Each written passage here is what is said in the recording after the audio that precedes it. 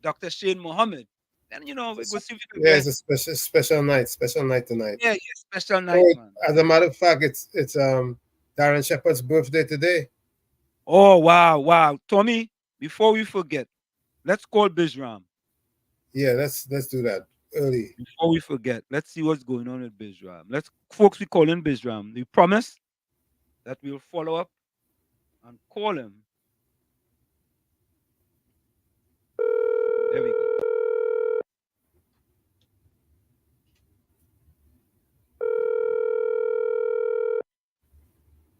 So, folks, we calling.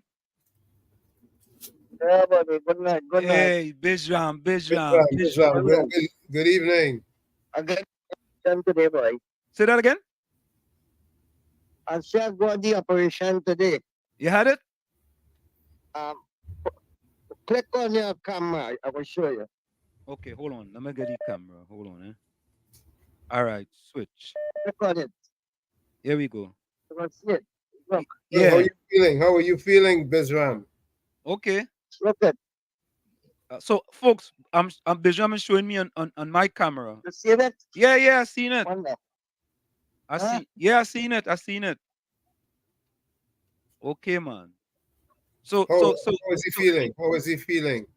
Everything went well? Everything went well? Everything went? Yeah, how did things go?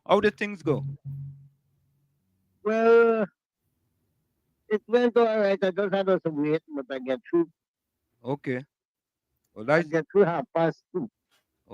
Okay. That's the most important. The cut the thing, I clean it out. Okay. It have information and whatever. Okay. So right now it's raw. You have to heal. Okay. Right? Yeah. You take a little processor. Mm-hmm. Yeah, man. Yeah, man. How are you feeling? Yeah. I'm asking you. How are you feeling? Yeah. Tommy want to know how you're feeling. How you feeling? Well, right now I have a little pain, right? Yeah. I have a little pain because it got fresh. Right. Yeah, I know. Right? Yeah. It got fresh. Right. So it might take 2 days to heal up properly. Mm-hmm. And then things will be better. Yeah, but for now, I must go through a little pain until it heals properly. Ask him if he didn't get painkillers. Did you get any painkillers? Yes, I get I have painkiller there. Oh, okay. I have. All right. Good. And I'm using it. But it must go through the process, the healing process. Yeah. After they finish cleaning it up and things, do what they have to do. You have to heal back yourself now. Right. Good. Right? So we on our way, man. You see it? Watch. Yeah, I saw it. Yeah. I never seen it. No, I seen it. Yeah, I seen it. So guys, Bizram is showing me the picture. We have them on video. Yeah, I seen it. Yeah, Let me click on it good. Yeah. Let me click on it good.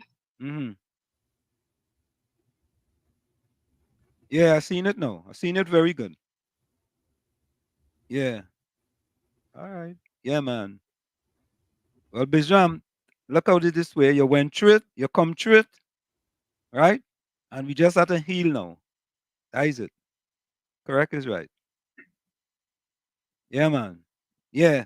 So you went through it. Yeah, I see the whole thing. You went through it. You get through it. I say you went through it. You came through. And now we just have to pray for healing. Yeah, you seen it? Yeah, I seen it. I see it.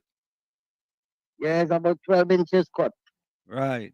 So all we have to do now is pray for healing and we're good to go. Yeah, pray for healing and yeah, man. Call one. Yeah. And you gotta take a little time, but you gonna heal, right? All the time. Yeah, it go heal, man. I'll get a little fever in between, but that's all in the process. Yeah. So what we go do? We go check. We go check. We go check in again. I go check in again with you tomorrow. Yeah. Yeah, man. And yeah, when you check in, you can bring Pastor Google with you, right? He's a pastor. He go pray for you. He go pray for you. All right, man. Bless. Okay. Yeah, man. Yeah. Yeah, man. Yeah. That's how we just do it. The man come through the operation. You understand? So Right. yeah, man. That's how we just do it. Blessings all the time. That's how we like to do it, you know. Tommy, we really mean it, you know. We originate, we don't imitate. You understand? We stand. You know, we really mean what we do here. We are about country here, right? And we want what's best for the country. Tommy, we have a person who has been a loyalist as well. Rose is back with us. Rose, how you Yeah, I doing? saw she was first in the village in the chat tonight. Right. Rose says good afternoon. And someone Tommy. Welcome Love home, is in the Rose. house. Welcome, Rose. We missed you. We still love you. And another loyalist was second, Albert Montano. He says, good evening, Tommy and Anselm. Good evening, He Albert. says, KFC, you're inside. KFC. Hi, good night, Mr. Washington. Tell me, man. How you doing, man? What's Good happening? evening. Good Brother? evening. What's up, man? What's up? Right now, all I get my frightened, man. All I track you down, all I go on a political shooter tonight. like, oh, good talk, like you this shooter, he camouflage down, boy. Yeah, he camouflage down, boy. Yeah. A battle ready. But let me say good night to all the viewers who looked on us then. Must say good night to Ephraim, man. I calling today and apologize. Yeah. We go play before Well, everything inside. I wish my partner there a speedy recovery. Yeah, man. Everything come out successful. Yeah. You reach any surgery comes. When you go on surgery, that 50-50 chance. Correct is right, man. That's why I tell him he come out. Yeah. He come out. Yeah, thank God he come out from them blaze and them. He just had to recover now. Yeah. And he And God is the boss, man. I love to understand, love. Yeah, man. Yeah. Yeah, man. God is the boss. Yeah. Gordon Maloney says, grade, what is that? Grade 8, bring him on. Great, bring him on. And they are more like him. Yeah, well, I mean, we originate, we don't imitate. We say that. We mean it. We talk about we balance, we mean it. As of today, 423 murders heading for 17 August. Just 65 today. Oh boy. Cynthia, welcome. Congratulations, you're on time. Hello and good evening all. Mean Jean, welcome. Rani Mohammed is back. Dr. Loveboy, good evening, bro. Yeah, love in the house. Respect to the panel, Mr. Walls, Mr. Tommy, Lady D, wherever she may be. Good night, Auntie Rose, long time girl, hope all is well. Fools and ignorance plaguing the land. Well, more than that.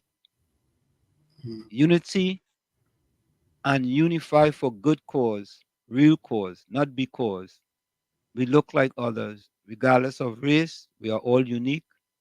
Have our own minds, be smart. Yeah. Tommy Mohammed, welcome. Good night, Professor Washington, Uncle Tommy, and all listeners. Good night, Tommy. Yeah. Caribbean Soul, welcome. Good night. Hanif, welcome, boy. Good evening, Pro and Uncle T, and all villagers. Hope you all had a terrific Tuesday. Apologies for being late. Gordon Joseph, good evening, all. Hope your day was good, but that the night be better. God first. Hanif says, Pro, please don't allow Gordon Joseph to change the narrative tonight. No, we don't allow people to do anything. You know, what we do here, we make a promise that we're not gonna censor anybody. You know what I'm saying? So it is incumbent on you all, as we carry on the discussion, for you all to take part in the discussion, send your voice notes, call in. I know some people don't like to call, you know. Send voice notes, send a text. We're gonna read it. You understand? Wall Street, Ghana started off an egg hatching project of 94,000 eggs per year and increasing. What Trinidad doing? They're buying the eggs from Ghana. That's what they're doing. Everybody chicken too. Yeah, the egg and the chicken. The problem in our beautiful country, especially Trinidad, they only want the PNM in office. Ban Meha, welcome. How are you going? Volsang, you know, Volsang never told us whether it's a male or a female. Good evening, gentlemen. Bishop, I'm glad to know your procedure was successful and it was insightful of you to check up on the brother. That is what we do here, you know. Listen, we not like them other serious, you know. We really mean we do mean what we say, seriously. We do mean what we say. We promise. We call them. We find out he was in the hospital. We promise him that we're gonna call and check up on him. We call and check up on him, and you know, I mean, Like I just give always him a say, little. you don't look down on nobody unless we're picking them up. Yeah. Tommy, I agree with you. Time to get the PNM out of office. Full 100. Tommy, Mohammed, the problem is we. We don't like Kamla, sorry. But man, time for the PNM to go, boy. I'm telling you the truth. Yeah, I could come here and talk thing, man. But you know, it's not everything you just talk. Anderson, welcome. Shanika, praise and thanks. Welcome to you as well. Yeah, man. We send out prayers for Bizram. You know? They're taking away movie tongue from Derek Chin so they can give it to the Syrians. Oh God. Well, you know, he had to put up a $3 million bond. Is that $3 million bond that he has to put up? He had to put up something for $3 million. Right? So they go leave him alone. Van Meyer wants to know Wall Street. What do you think about Kamala and a 25-year requirement to use marijuana? It should be 20 years. It should be 21. In this country, when you reach 21, you could drink, right, Tommy? Right? Or 18. 21 now? It's 21. Yeah, 21. When you reach 21 when you reach 21, Banmea, in America, you could go in the liquor store and buy drinks. I think it's 21. So she 4 years hence. So she could reduce it by 2 or 3. Yeah? Because we don't always follow America. Cameron, welcome. And it says Uncle T in Trinidad, you can't wear that. Nah, you can't wear that in Trinidad. You will get locked up for that. I'm aware.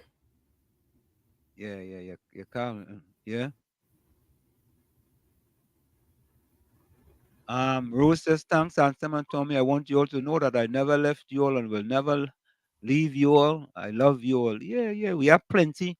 We have plenty originals, you know, Tikisha, Nadia, Nadira. I mean, you know, they started with us when we started eating and they used to talk all kind of thing about we, Tommy. Mm. You remember?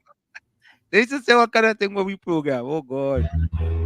And may I say, Kamala is sort of touch. Has she ever does she have anything about CBD, THC, and so many products of marijuana produced today? How will you restrict that from under 25-year-olds? But man, in this country, I could go down the road and go and go and get a prescription from a partner who's a doctor and go and buy some weed. Right, Tommy? Yep. Tommy, one time I going down Springfield Avenue in Maple, I see this long line. I said, but what the hell is this, boy? Long line, you know, early in the morning, you know. Smoke shop. You know, yeah, a smoke shop. A smoke shop. Yeah. Dane, welcome. The Lekoto Jumbie stalking the land, boy. Yeah. Good night to you, Joel. And may I say, Tommy Mohammed, what was the problem? The PNM made TNT the third wealthiest nation in the Americas. Yeah, the sixth nation for murders to Ben Maha. Oh God. Not only that, Ben Maha, but under Prime Minister Rowley, the highest amount of black people living below the poverty line in the history of Trinidad and Tobago, boy. Yeah, Ben Maha. Oh boy. Hey, look, Judy, look, another loyalist come back, boy. Judy, how you going? Good night, Jude. Yeah, we ain't see Judy in a while. Oh, Judy and Joan does pair up. There's partners. Eh? But I say the problem is Rowley and Kamala is not the solution. Okay. Tommy, okay, everybody, against the 25-year limit to use cannabis, but think about it, people. They should make it 21 years of age. Yeah, but there shouldn't even be use. Shouldn't even be an issue. They It should, should, right now, they should be trying to sell to the pharmaceuticals to bring in some forex. correct. Yeah, because that's a very lucrative market. Yeah. Let me see. What is the legal age to buy marijuana in the US? Let's see what that is. If you could do that, let me see. Listening here in MD. Listen here in MD. You must Maryland. have cannabis in school for children prescribed. Okay. All right. I'm trying to pick that up. And folks, we have doctors are prescribing cannabis to children Wall Street. Okay. Well, the sweetie, I think they gain them sweetie right to Tommy and lollipop. All right. What is the legal age to buy marijuana in the US? USA. And folks, I want to play this before we go. Here it is. Here it is. In the United States of America, the legal age to purchase recreational marijuana is generally 21 years. The age aligns with the legal age for purchasing alcohol and cigarettes in most states. However, the specific law can vary by state, so it's always a good idea to check the regulation in your particular state. 21 years of age. 21 years of age. For 25? Well, you better move into the 21st century. Mover Defender, welcome. Some people not voting for safety of food prices or healthcare or good roads. No, they're voting. So we win, we beat them. Yeah? Volsong says, I'm quite aware you mean well, Prof. Walls. A bit on the wrong part up to 2015, but your eyes are open now. All good, sir. Yeah. Thanks for that thing, boy. Archbishop get robbed, boy. Yeah. Judy says she did. Ian, welcome. Michael Nero, welcome. Daily Voice sell out for a few book bags. Boy, free. Oh God, Tommy. But anyway, folks, let me say this. This program is not about any individual. But Tommy, Gordon Joseph called and apologized today. Well, didn't call. He sent a voice note on 91.9 apologizing for his statement that he made. And we took him to task yesterday on the program. But, you know, I don't want to get into a person's psyche whether the politician, the apology is sincere or not. So, all right, Ben may I say, but I think what we can, Tommy. So, Tommy, let me ask a question. Could you apologize and the apology is not sincere? Yes, you can have an insincere apology, but who's the judge? That's what I'm asking.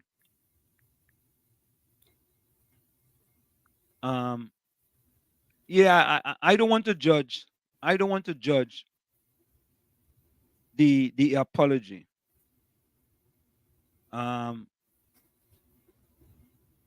Because there are different types of apologies. For example, there's expressing regret, there's accepting responsibility, there is making restitution, there's genuinely repenting, and then there's requesting forgiveness. So I am not going to be one in order to pass judgment on a person's apology. Caribbean Soul says explaining an apology is not being sorry. Laugh out loud. So, let's do this. Let's go for a break, Tommy. And we have political scientist Dr. Shane Mohammed joining us. And when we come back, we're going to play that apology. Because I want to believe, Tommy, that what we did here yesterday made him reflect on his statements. And by reflecting overnight, it allowed him to come to some sense of consciousness, to realize, you can't just talk, you can't just talk the talk, you got to walk the walk too. So, folks, we're going to go for a quick break. We'll be right back. Stick and stay. It's In the Village with Uncle Tommy, Professor Wall Street, and you on WZYE 95.9 FM. Let's take this one before we go. Yeah. All right. We move a different. I'll call back after the break. Let's take this one. All right, folks. We'll be right back. Don't go nowhere. Stick and stay. You're listening to WZYE 95.9 FM. You are listening to WZYE LP 95.9 FM, the most influential name in Caribbean radio in the tri-state area.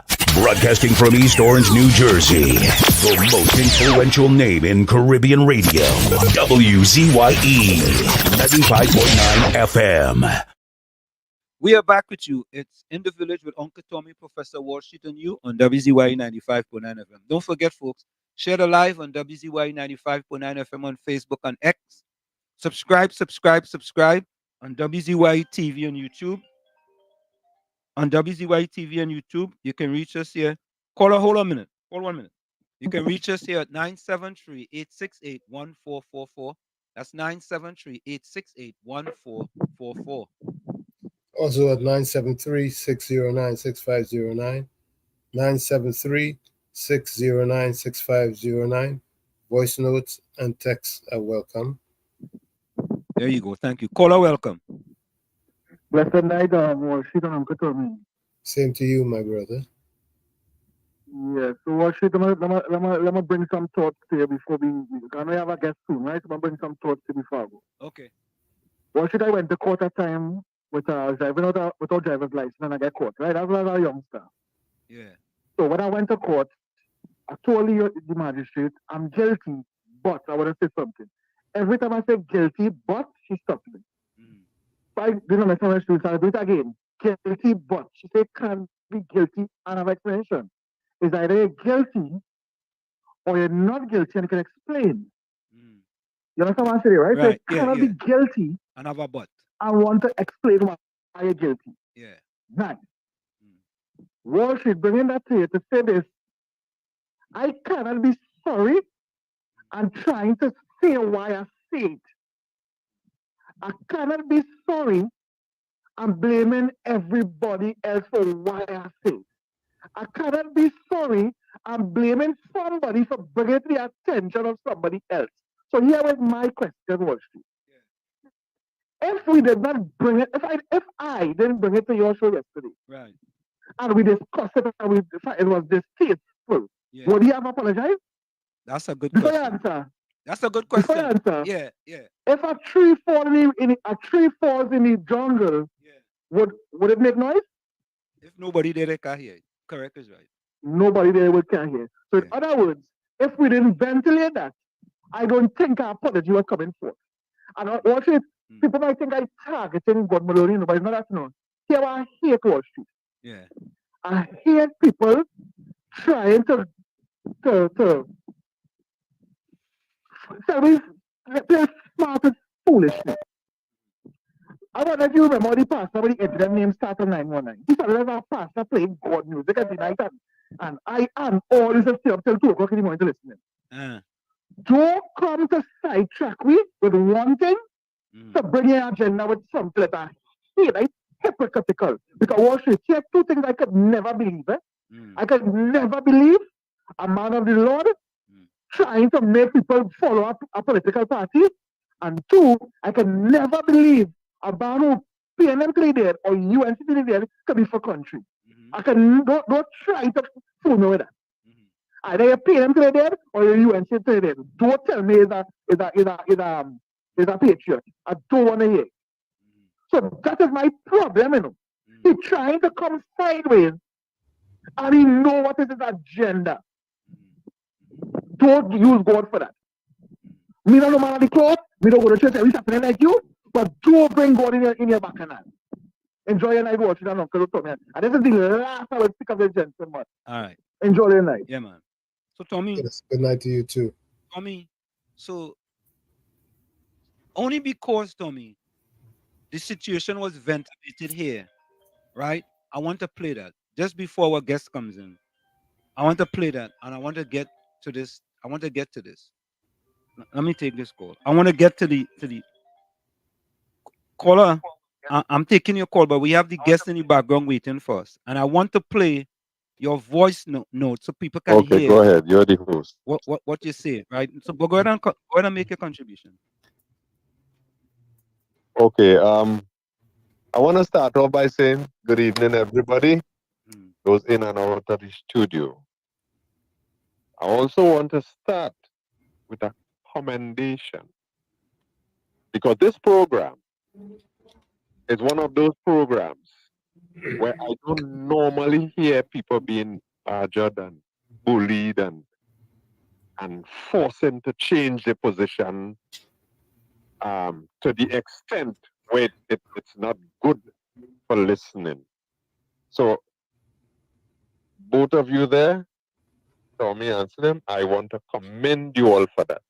I know at times and Slim try to butt in and try to change the narrative, but generally speaking, you are given the opportunity to state your piece, and I, as a caller,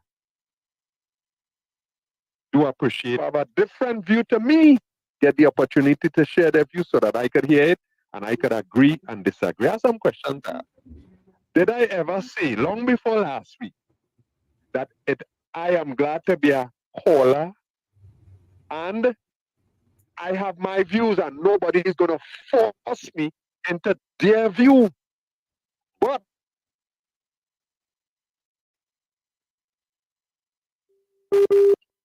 it is my view. And if I hear something that show me where my view was wrong, I have no difficulty in apologizing. Did I ever say that? Yes or no? I recall you saying something to that effect. Right, good. So we get that out of the way, right? And yes, if what I had planned, and if you listen last night, I did say that I will do something tomorrow. Yes, when the persons who are the contributors on your show, when they said what they said, I give consideration to what was said. And I decided, nobody asked me to, I am over 21. Nobody asked me to, nobody said that they were offended, but listening to others and measuring that with my personal position, I felt that what I did was not good enough, and I will do the next best thing, which is to get on to the person and apologize. And that is what I did. At the end of the day, at the beginning of the night, listen, the only person who knows the heart of a man is God. And if somebody feels comfortable to say what is and what isn't, that is on you. That is no problem. That is no problem. That is your opinion. That is your position. You are entitled to that. You are entitled to that. And nobody should vex with you for that. But I state my position. I dealt with my position.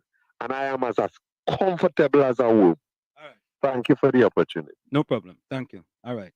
So, folks, we have with us our guest in the background, no stranger to In the Village with Uncle Tommy and Professor Wall Street. The young man himself, the one and only, the man they call Dr. Shane Mohammed, boy. Good evening, Dr. Mohammed. How are you? Yeah, unmute your mic. Good Unmute evening. your Good mic. evening. How are you? Yeah, we are doing splendid first, tremendous first, marvelous, just fantastic and spectacular. Yeah. So, Dr. Mohammed, how have you been? You all can hear me? Yeah, we hearing you. Now we are. Yeah, we hearing you. I am concerned. I am very, very. I've been. My brain has been at work. Good night, everybody. Good night, Caribbean. So, good evening, everyone. So, I am very concerned. what are you And concerned about? I was in the grocery. Well, a few things. I'm concerned about the consistent the consistent uptick in the cost of living. I am concerned by the consistent increase in crime. And I am also concerned about the utterances of the Prime Minister within the last week or so, which the language he's using is very concerning to me from a citizen perspective and from a political science perspective. Why don't we dissect those? Why don't we start with, since we don't live in Trinidad, the prices in the grocery? Because Dr. Mohammed, we can say this, right? That if you listen to Archbishop Gordon, which I'm sure you Yes, I listened did. to, right? And you I listen did. to him, he talked about poor people starving. He didn't say people starving, you know. He put poor in front of starving. You understand? And there are people who are living a little better than the poor people who starving. So I think that was like that hit me like a ton of brick. So let's go to the high prices or the price of food stuff in Trinidad and Tobago. Let's start with that. So I went to the grocery today, and there were some things that I saw, I took observation. People were looking at price comparison. And this is today the 27th of August. So that means that people are more or less, for now and the rest of the week, people are going to be making groceries in preparation for the new school term. When I see a container of bleach that has been for the longest while, the last time I bought a container of bleach would have been about 2 months ago. And the cost of the bleach was $20. And today when I went back to get that same bottle of bleach, it is now $32. I am concerned. When I look at the prices of sugar, of flour, unless you don't get a bargain of some sort, the price of sugar, the price of flour is at a ridiculous cost. I look at the cost of milk. Milk, 12 what used to be $12.99 for full cream or low fat milk, it's now $20. And you may have to go to the Chinese grocery to get a wider selection that meets your pocket. And the cost of ketchup, the cost of meat, the cost of soap powder, the cost of soap to bathe, the cost of toothpaste. You know, I am concerned. I am very concerned that there is. Oh no, you're right, Caribbean Soul. I was on the phone when I got a call from the media to talk about it because I had to get. I'm on the media in the morning. I'm on CNC3 in the morning, but that I was in a conversation where the person who's on the other side of the line is a medical doctor. Said to me, he said, Shane, have you looked at the price of butter, the cost of cheese? Things that I would say are basic. Nothing I call there is a luxury item, right? basic food items are extremely, extremely, extremely difficult. It's getting higher. There seems to be no urgency by the government to find mechanisms in which we would prevent price gouging and to regulate prices. There seems to be no urgency by the government to bring about some sort of social. And when I say social relief, I don't mean a government handout. I mean a government policy as it pertains to VAT on food items. And Mova Defender, I want to tell you something. Politics and political science is a very fluid thing. And the last time that I was on the show, I did tell you all to wait. Tonight, I am here to tell you all, don't wait. Run in the opposite direction. I am very much I have been studying it. We are in a very gray patch. And there are certain decisions that the population is going to realistically and objectively and intellectually have to make going into 2025. And I am not saying to you all to wait this time, today. Today, I'm not saying to you all to wait. The time has come, based on all that I have listened to over the last couple of weeks, listening to the news tonight, I think that the population has no other choice but to go in a particular direction in 2025. And then between the year 2025 and 2030, we can start adjusting and readjusting and reshaping the political dynamics of the Republic of Trinidad and Tobago in a manner that is going to create sustainability for the generations to come. I like that. I totally 100% endorse that. But let me ask you a question. How do you juxtapose? Because I heard the political leader of the UNC, the opposition leader, talked about food prices now. Because the PNM does always want to talk about between 2010 to 2015. How do we now juxtapose the prices then that seem to be significantly lower to the prices now? How do we kind of balance those?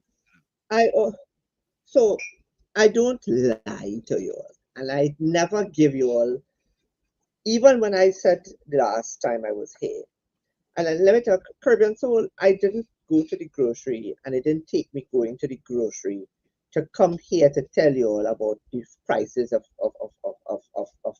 things that was not. I am not alien to what was happening. What I am saying to you all is that it is. I have been speaking about the cost of living.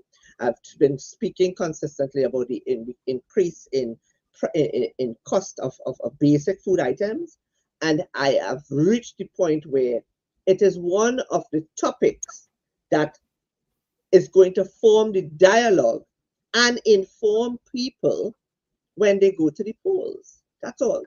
I didn't just roll off my bed and go in the grocery and say, oh shucks, look at the price of food. I am talking about in the months of March, April, May, June, July, August, there has been a steady increase in the price of food, and it appears to me that the government does not give a rat's neck about that impact in the pockets of John Doe. You know, Dr. Mohammed, that is such a valid point. Think about this, right? Think about this, eh? And as you're talking, I'm just thinking. Think about this, right? We have, according to Archbishop Gordon, right? We have poor people starving in Trinidad and Tobago. It just amazes me, boy. Yes. I just ask myself, what planet Prime Minister are we living on, boy? What planet them fellas living on? You but go the statistics.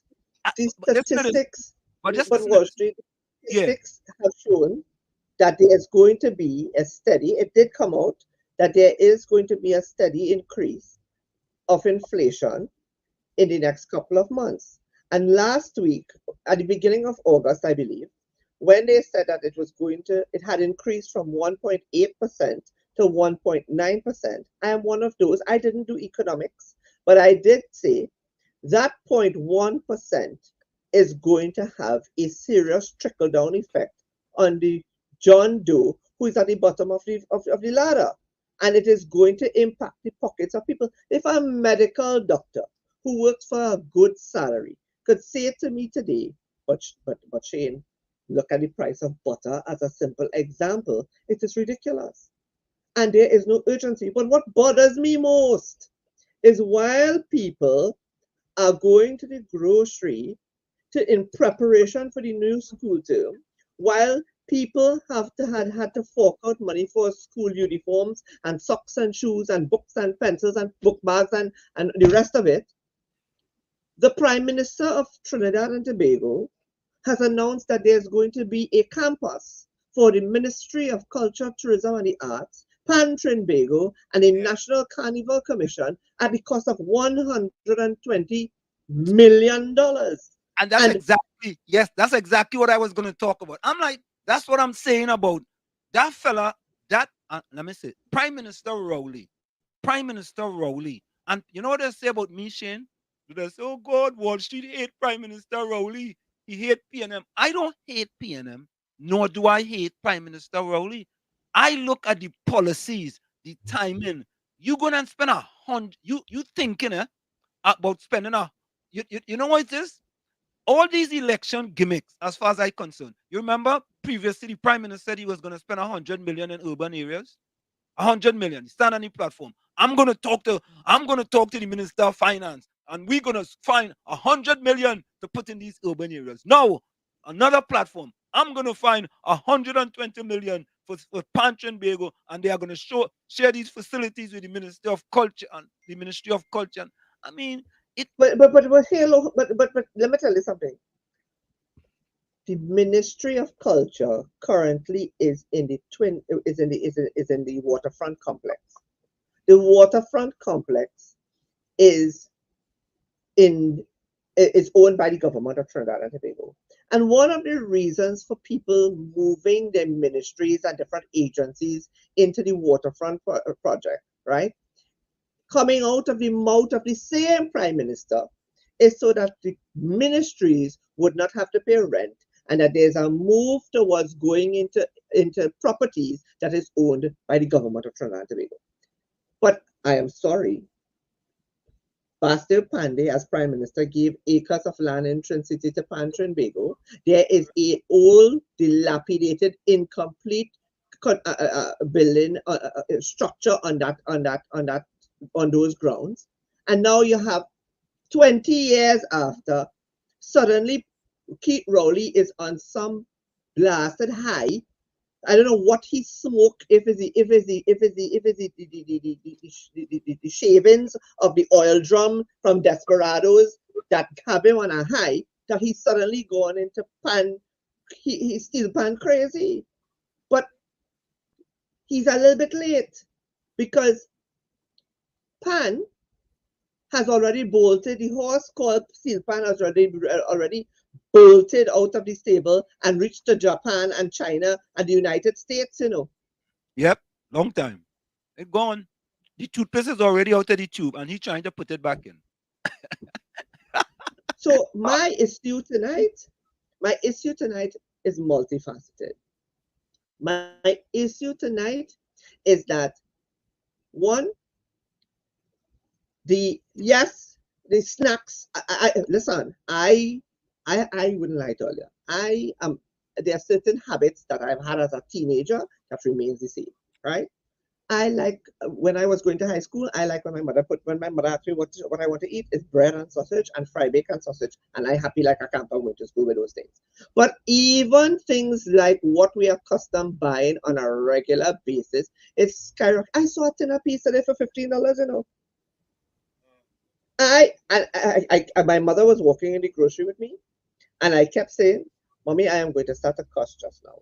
Mommy, I'm going to start a cuss just now. Mommy, I don't want to hear when I don't want you to hear when I am walking in the aisle and I am cussing this and cussing that because I picked up a tin of peas and the tin of peas registered $15.55, and I want to know if people are mad, right? This country. I am saying this tonight. I am not. This is where I stand. There's not between now, August 20th, August 27, 2024, to the next general election, which is anywhere between December 2024 and November 2025, comes down to two political parties: the PNM versus the United National Congress. That's it. Plain talk, bad manners. Plain talk. I have said that, Shane. I have said that. The election is PNM. Comes down to that. PNM UNC, and you had to pick a side. Pick a side. You had to pick a side. It's simple. And not picking a side. And if you choose to not pick a side, then hear what? Yeah. You are part of the problem. Correct. Right? Because let me tell you something. The Archbishop also said in his in everything that he said, he said, taking away the 3 ships that is on the coat of arms, whether you like it, let me say before that, and he's right. Whether we appreciate our history, whether we like the history, whether we do like the history, whether Columbus was executed by Ferdinand and Isabella after they found out what he did to the Amerindians, all of those things, regardless of what, if the man did not come and those ships did not see the 3 peaks, we would not have been named Trinidad and Tobago. I cannot tell you where we would have been. Our history, we don't know what our history would have been. And trying to rewrite our history, there's a cross-section of the society, especially the Gen Zs. I had a Gen Z give me a research paper. He handed me a research paper the other day. He said, "Sir, I wrote this for you. I want you to take a read of it." And you know what he said? What the research paper was? The benefits in his research, the benefits of what Trinidad and Tobago would have been had we remained a British overseas territory. And he said, and I saw him on the weekend, and he said, "Sir, you want to know something? It's better we did stay under the Queen, you know." This is a 19-year-old who is getting ready to vote for the first time. And he said to me, "Sir, it's better we did stay under the Queen, you know." Right? So the history, I don't mind you want to put the pan anywhere, you know. But you see right now, you want to build Pan Trinbago $120 million, and then it will cost in excess of $200 million to convert every single document that touch and concerns the coat of arms. Have you lost your mind? And unemployment is at 5.4%. Inflation is rising, and poverty is on the increase. And you don't care about people who cannot afford to go to school and mothers that say they have to prioritize in order to make ends meet. You have regressed the people of Trinidad and Tobago over rapidly between 2024 and 2020 and 2024. You cannot get a blind between 2020 and 2024. But you telling you between 2024 and 2020 and 2025, you have taken the people of Trinidad and Tobago down a rabbit hole that I am saying tonight reeks of authoritarianism and is smelling of dictatorship. So if people want to play the tail and want to tailele and say, well, you know, what you're going to do, that's how it go, how it is, we like that nonsense. As a political scientist tonight, I got to take off my political scientist cap and be a citizen of Trinidad and Tobago and say, it's either all you want to go forward and you all want to see some level of prosperity, Kamala is not going to have all of the answers. So if you're looking for magic, think again. But you asked me a question at the start, I will say this. There's many things that Kamala Prasad Misasa might be. But when it came to how she felt from an emotion, in terms of compassion and empathy and concern for the generation, meaning the children, especially children and their mothers, she made it affordable. You know, listen to this. She made it affordable. Dr. Mohammed, as you said that, right? No, I have said, I transparent. I'm very transparent. I think transparency is good. I voted for the PNM in 2015 and 2020. Okay? When I started to delve into, when I started to see in dealing with the higher ups in the PNM, not let me put it, the higher ups in the PNM, and started their level and their mindset. Like, for example, one person said to me, she said, Wall Street, you know, you should take Lavantil out of the Lavantil to Wall Street Scholarship Foundation. You know, the Lavantil to Wall Street Empowerment Center, you should take Lavantil out of it. I said, why? He said, boy, it could be an easier sell if you don't have Lavantil in it. I say, okay. So there's some PNM people. And when I brought some of the same ideas to people at the top, I started to realize. And then I started to look at the statistics and compare certain statistics under the People's Partnership to Prime Minister Rowley, 9 years of reign. And I started to say, wait, how could I continue to support that? I will be not in HDD, I will be in HDD, DD, DDDDDD. That's hypocritical, deceitful and disingenuous, deceitful and disingenuous, deceitful and disingenuous, and down the line. And I started telling myself, because you have to pick a side, right? You have to pick a side. And as you making those statements there, it just amazes me.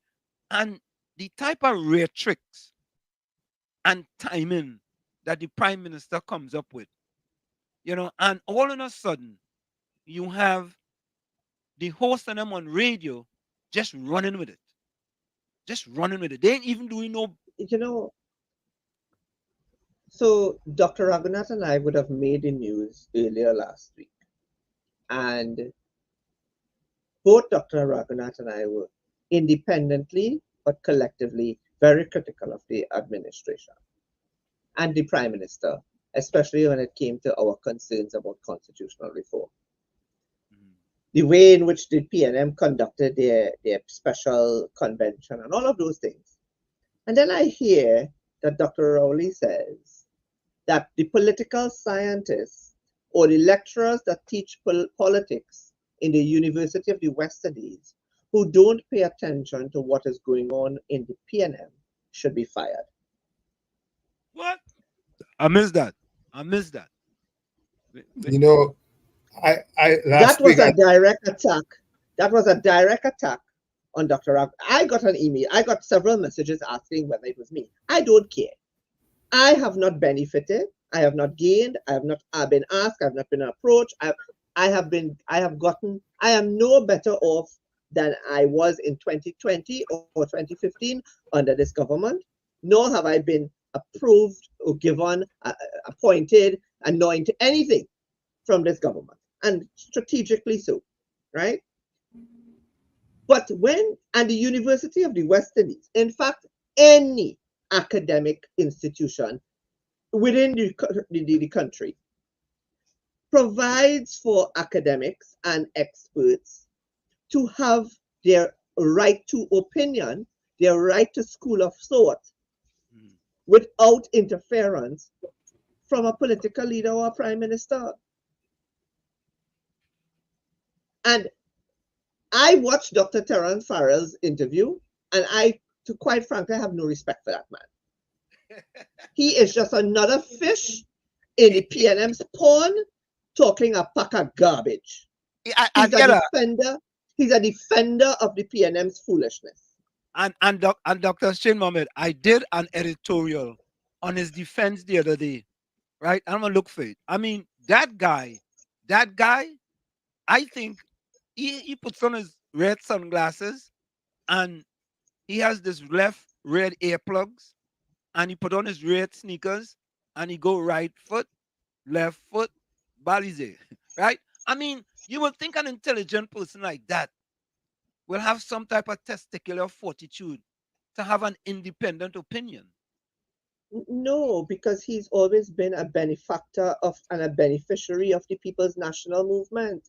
And if you're not paying attention, there's a cadre of people, right?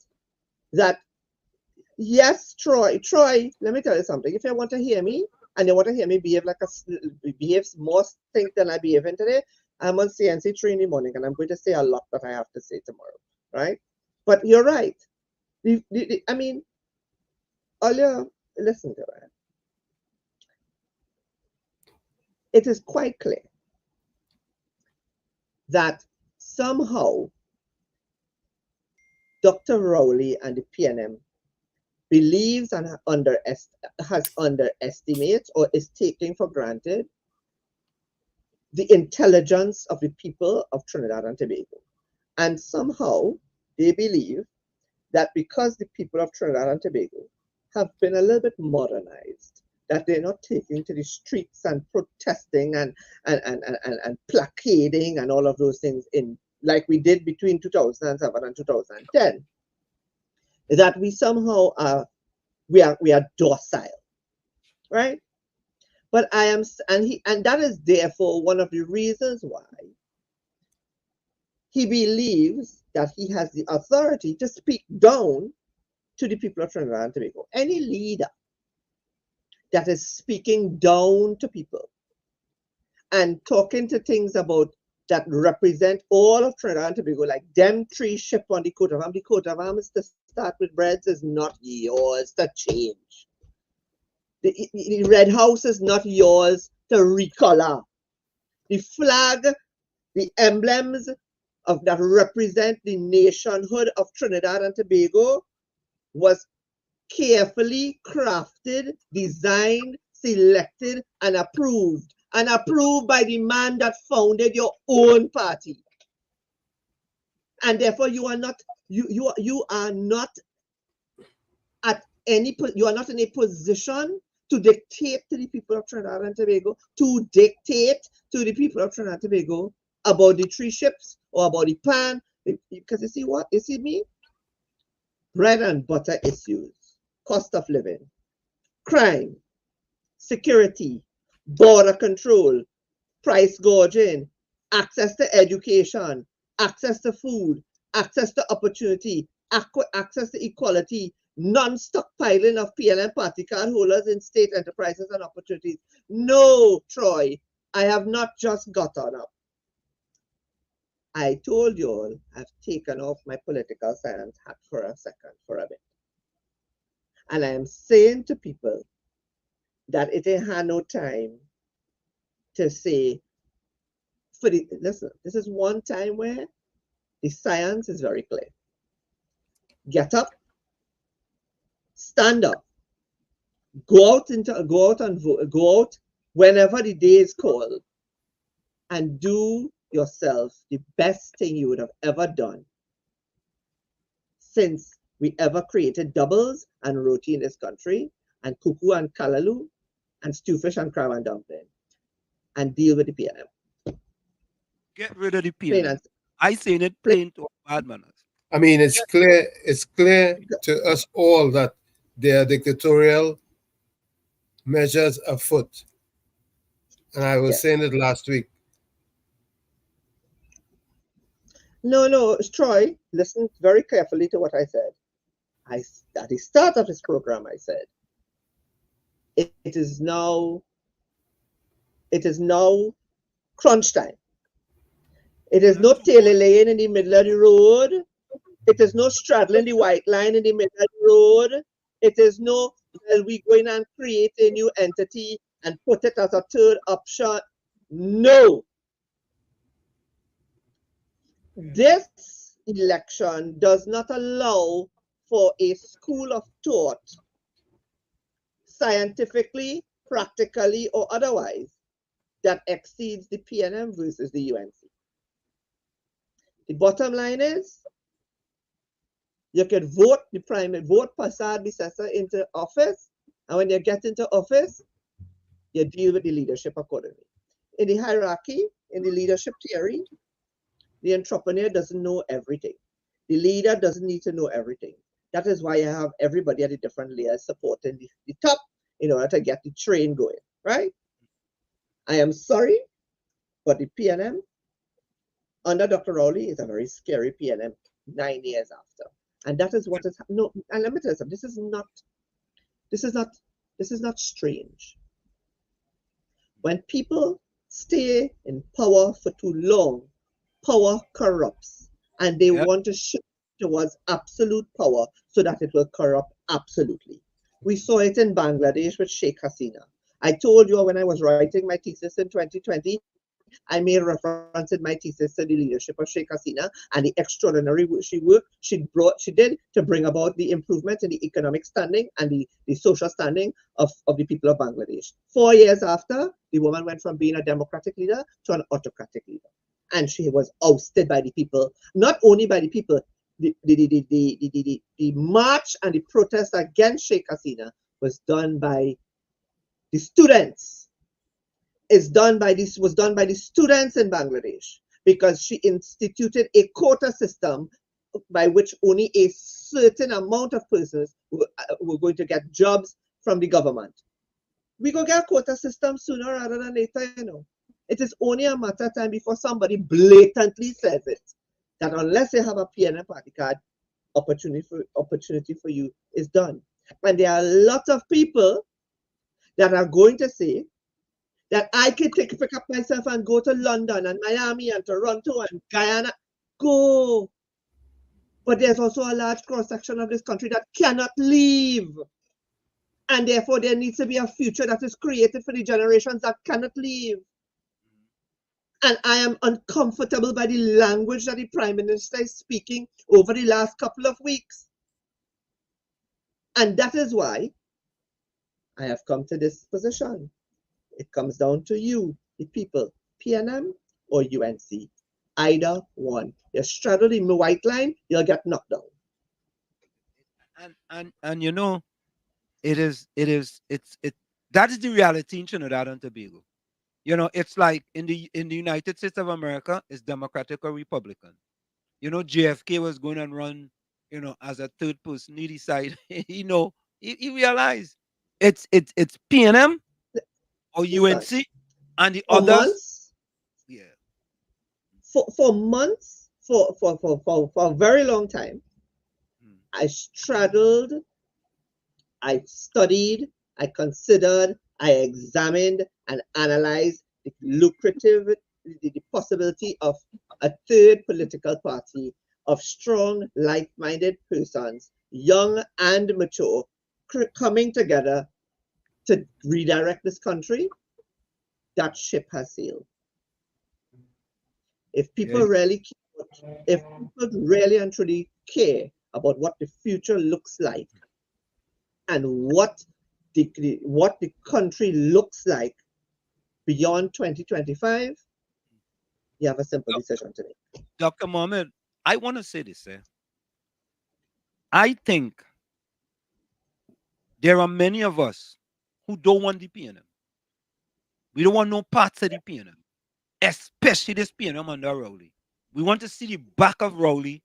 We want to see the back of him as far as possible. Let him go in Tobago on his farm, in a sheep farm, retire and have his security guards and they guarding the goat and the sheep and all of that. And let him go and milk the goat and them, sell goat milk, and live happily ever after. Right? And there's a choice, there's a simple choice, you know. PNM or UNC. Right? And I am saying, no, as far as I am concerned, but I think there are many of us who will like to help the UNC understand and make it a party that wouldn't just be 5 years in power, 5 and done. Wouldn't be 5 and done. Because I think, in my estimation, if they I 500, honestly believe this is what I am thinking, right? The more people say it, the more their voices will be heard. And I believe that you see this I had a conversation. It will be in the Guardian tomorrow, but I had a comment to make about the question where I was asked is, would Mrs. Fasabi Sessa's fallout with Gary Griffith cause any? Let me tell you something. There are real people here, the blood is just chaotic. There are plenty people that you just can't, it's a hard pill to swallow. Gary Griffith's issue with the UNC is one that it is what I call Form 3 high school boy, hormones raging, petty schoolyard behavior. You see, he loves advice, he takes none. He loves advice, he listens to nobody. 15,000 votes in the local government election, from a political science perspective,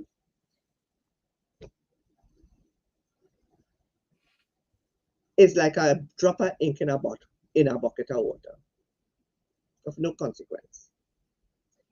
And he's banding about the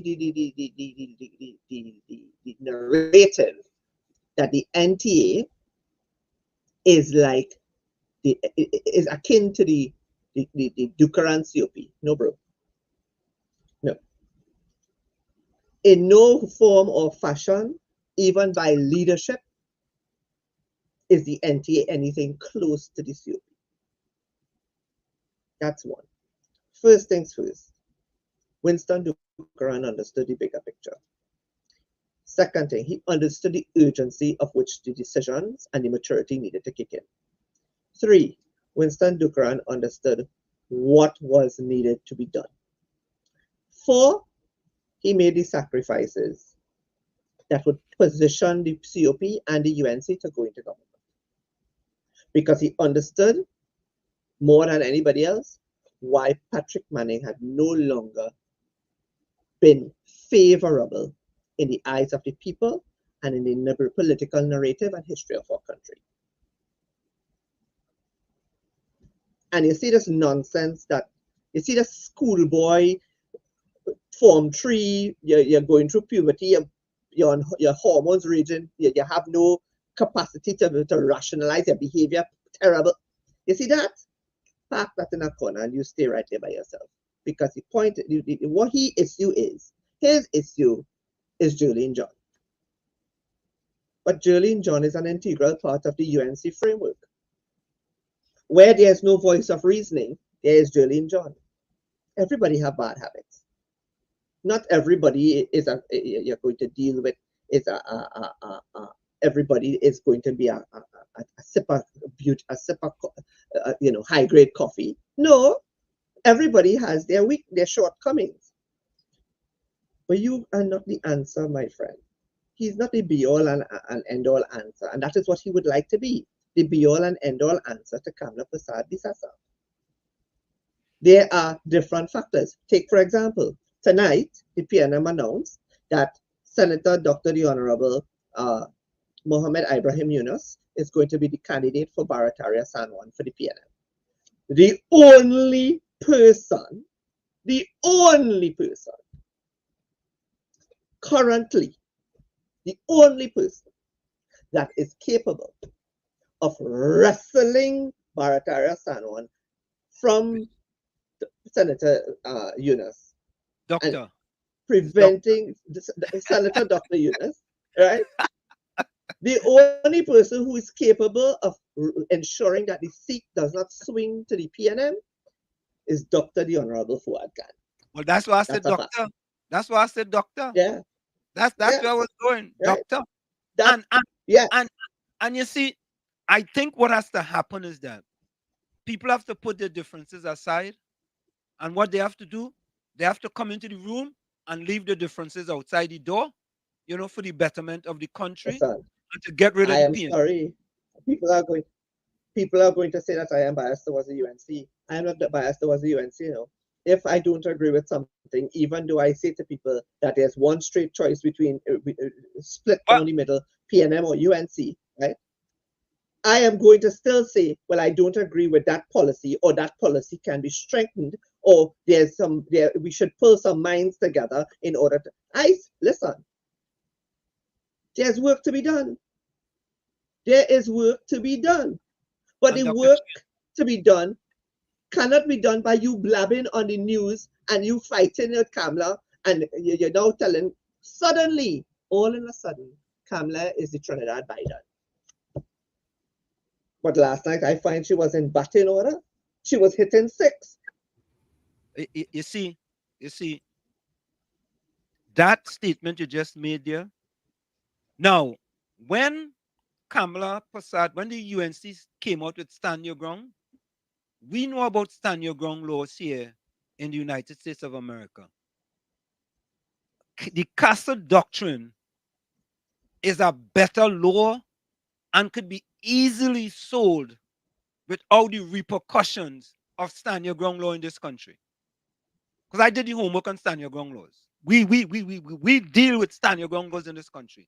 And you don't want people to now start to think about the other parts of the Stand Your Ground laws and water down what you are absolutely trying to do. And as people in the UNC, they have to understand it's not that you're against the UNC, but when you bring something to the table, you are thinking about what else can cause people to say, oh, that party, look at them, look what they're bringing, so on, so on, and so forth. And I think those are the type of things that's very important as far as the ideas that are being brought to the table. Now, folks, after the top of the hour, Dr. Shane, 1 minute. After the top of the hour, Dr. Shane, we're going to take calls from the callers who know they'll have to interact with you. And if you have any questions for Dr. Shane, please, when you call, ask your question, right? Make your question nice and succinct. If you want to put it in the chat, you can put it in the chat or you can call. But we're going to do that after the top of the hour. Dr. Mohammed, go ahead. Let me tell you something. We like to look down on people. Trinidadians have a way we like to look down on people. When the Guyanese smelt dictatorship, they voted against it. And they are better off than they are where they were. 1. The Tobagonians, we like to look down to the vote, look down at Tobagonians and say, yeah, they want the independence, give them independence, blah, blah, blah. But they made a decision that is way better than us. After 20 years, they said they had enough of PNM and they voted accordingly. And there are persons who have asked me, but Shane, what about the 2 Tobago seats? I said the people of Tobago just sitting on and waiting, They want to see the Bacaroli too. And therefore, Tobago is going to get their fair share, and Farley and others are going to get their due, which is they're going to enter into the Red House. The question is, Marjorie, do we want sugar water, or do we want to go back to something else? Right? Because to start with, to get sugar water, you have to be able to afford sugar to get the water. There are people in this country barely have water in their taps. And there are people who still using and praying for rainwater to come in order to fill a bucket or a barrel. I was doing a lecture yesterday and we were talking about the leadership must include effectiveness and efficiency and accountability and transparency. What used to be the drain in the middle of the highway, right? When that they had the barriers off, is now going to become a lane for 2, north and south. That was supposed to finish in August. It is now carded to finish in November. So come next week, the Republic of Trinidad, people who are traversing the north and south, the journey north to south and back, are going to be facing a next level of traffic, right? And then the excuse when you read the article was that the contractor used a lower grade material than anticipated. So I ask my students, who is accountable? You know, You know, it's interesting. It's interesting, Dr. Mohammed. The PNM had a convention, and the PNM voted against term limits. You know? And fixed dates. And And fixed fixed it. date election. And and I'm saying to myself, but wait now, isn't the people supposed to vote on that? Isn't that supposed to be you bring that to the people, and the people decide whether they want term limits or fixed it? You and all you reject that, and you come in to tell the people, And well, we Slim, reject that. and Slim, let me give you something that stood out to me. I use the Naparima Mayara Road when I get off the highway to drive to Princestown when I go to Princestown.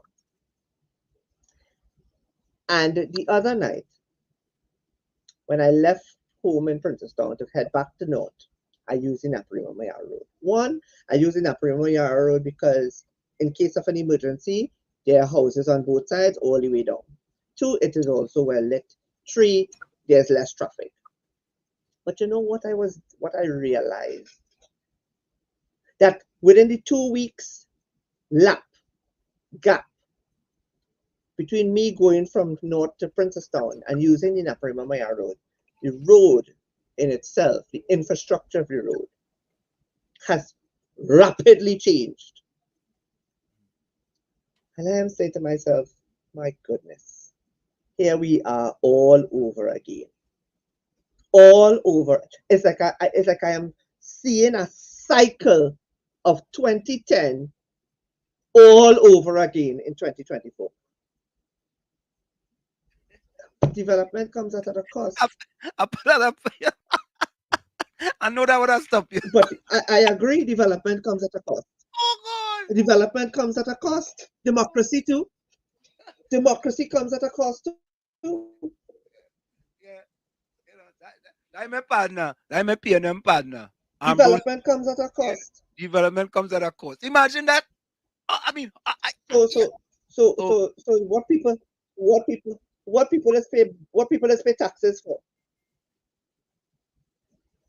What people paying taxes for? Imagine you started to collect property tax. Notices went out that people had to pay their property taxes before the 30th of September. And you don't even have the infrastructure in place where people can go and swipe their credit card in the warden's office to pay a credit card, to pay their property tax. But Dr. Shane, think about this, right? Your friend Brian Manning, who is minister in the Ministry of Finance, didn't know that Trinidad and Tobago had one of the highest property tax in the world. And he came on the radio and said, Trinidad and Tobago have one of the lowest property tax in the Western Hemisphere. And he forgot that the United States is in the Western Hemisphere. And almost all the states had lower property tax than Trinidad and Tobago. And I had to bring that to his attention. And they went from 3% to 2%. Hold on. Let me add to Caribbean Soul's what Caribbean Soul just said. Caribbean Soul, my brother, let me tell you something. Investors come at a cost as well. But let me add another layer to that. We first have to have investors. I can't recall the last time Trinidad and Tobago had a foreign direct investor in anything here. Oh no, that because, one. You know, that one up in the park. The thing park with the Chinese company making handbags at it. Has it been profitable? Has it contributed to our economic development cost that Ambrose is talking about? Did it? Listen, Ambrose and them just put up whatever tell them to put up, you know. Somehow they just tell them go and type that, Bro, and you went and type it. That is it. Let me tell you something. I am sorry. We have a minute before we go for the break. Go ahead. We really and truly need to get serious about where we want to go. Yes. I can't say what I really want to say because I'm a professional. But people wasn't catching the royal the way they are now. Then the level of vagrancy The amount of children that are not in school and selling vegetables with their mother and father decided the blasted highway. That is a problem to me as a citizen who advocates for education. I have a serious problem with watching children have to sell vegetables. In fact, I had to tell a little child the other day, come off on the side of the road, she wouldn't get licked down. That does not make me happy. The amount of little young boys and by UE lights that was doing windscreen and washing wipers, windscreens, who said to me in particular, boss, no, they just call me King. King, work hard out there to get. My father got a little end for me on the port for Christmas, but I was trying to set up a little business. And this is the only way I could get money to write my CXC subjects. You think I as someone who want to see development that come in at a cost, really want to, that is what is pushing me in a direction to say enough is enough. These people do not have the interest of the young, the old, and the very old at heart. And you see this thing, and worse yet, people in this country are dying from mosquito bite. All that thought there right there, Dr. Shane Mohammed. Folks, we're going to go for a quick break. And when we come back, we'll take your calls. We'll take your voice notes. If you have any question for Dr. Shane Mohammed, take your calls. We'll take your voice notes. And you can also send texts to the numbers. We'll be right back. Stick on stage. In the Village with Uncle Tommy, Professor Wall Street, Dr. Shane Mohammed, and you on WZYE 95.9 FM. We'll be right back. You're listening to WZYE 95.9 FM. You are listening to WZYE 95.9 FM, the most influential name in Caribbean radio in the tri-state area. Broadcasting from East Orange, New Jersey, the most influential name in Caribbean radio. WZYE 95.9 FM. Here back with you. It's In the Village with Uncle Tommy, Professor Wall Street, political scientist Dr. Shane Mohammed, and you on WZYE 95.9 FM. We come to you every Monday, Tuesday, and Thursday from 7 to 10 p.m. That's Monday, Tuesday, and Thursday from 7 to 10 p.m. Don't forget, share the live on WZYE 95.9 FM on Facebook and X. You can also subscribe to us on WZYE TV on YouTube. So when we go live, you'll get a message in your inbox. You can also call us here at 973-868-1444. That's 973-868-1444. Go ahead, Tommy. All right, let's take this call. Caller, welcome. You have a question for Dr. Mohammed? Yes, sir. Wall Street. Yes, caller, go ahead. Good night to you, Wall Street. Good night. Good night to you, Uncle Tony. Good night. Good night to you, Dr. Shane Mohammed. Take 10 out of 10. Take 10 out of 10. Dr. Shane Mohammed, I support you 100% in your contribution tonight over there. And it is factual that the grocery price that we used to pay from 2010 to 2015, even from morning time coming up, it is double the price that we paying today. And yet still, we will have citizens of this country saying the administration working on we will behalf. How it is, every item, food item we buy, every utility bills we pay double the price that we was paying 10 years ago. And this government could be working for us. All right, COP. Whoever telling us that they are lying to us. And to have young, ambitious guys like you guys to come out in the open and speak the truth. I give you 10 out of 10. I know Joseph Gordon applaud you 3 weeks ago for your contribution. He ain't gonna like him today. Hope he continue he ain't gonna like him applauding today. you for your contribution. Thanks, man. Wall Street. Yeah. Let me ask plenty callers to call in and make the contribution on this thing. I think the YouTube number is good. Thank you. Yeah, man. Bless. Dr. Mohammed, last show, we were putting the prime ministers, there are 7 of them, into categories 3, 3, and 1. 3 in the first instance, 3 in the second instance, and 1, because it's 7 of them. How do you rank them and rate them? We have Number 3 tables. one. One table goes 3, the There's top three. 3. Okay. 3 tables. The first table is the top 3. The second Top table is 3. the next 3. Yeah, top 3 in the first table. The next table is the next top 3. And the last table is the one by himself or by herself. Table number 3 with one person. So as you take that, let's take this call as you decide that. You have it now, or you take a little more time? Caller, welcome. Let's take this call. Caller, what's your question? Yeah. What's your question, caller? Hey, good night, Mr. Hanson. Good night, Mr. Tommy. Good night, Mr. Sheen. Good night. Good night to everybody in live, everybody, my callers. So, Mr. Sheen, I have a question for you. You said something while you were speaking, and I give you 100%, as Kunji say, you speak truth to power. You said that the Prime Minister said about the political analysts, if they don't know what's going on in the country, to fire them, right? And you guys lecture in UE. Yes.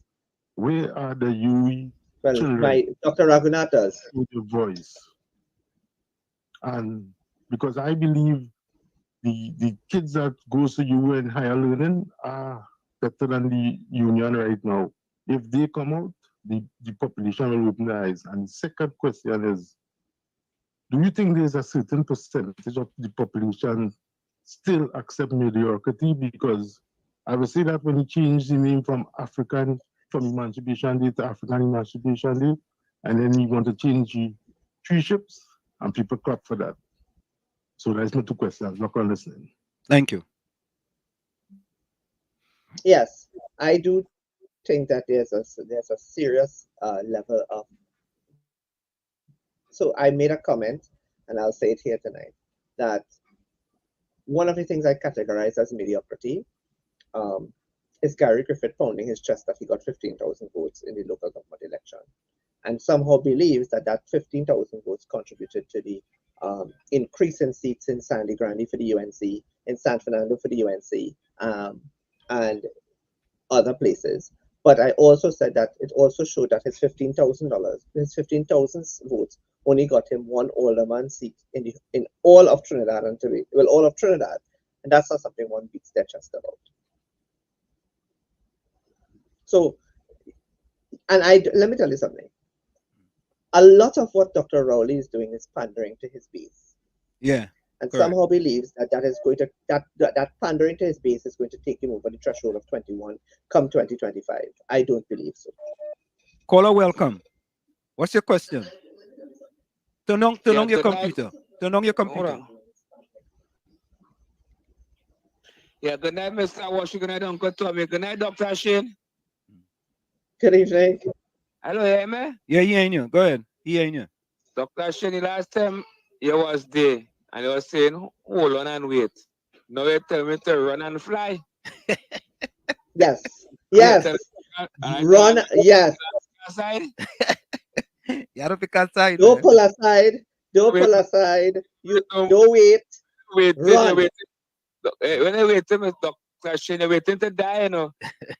Look tonight I was telling you, family, she had electric gates, and about 12 youth men going across and break she place.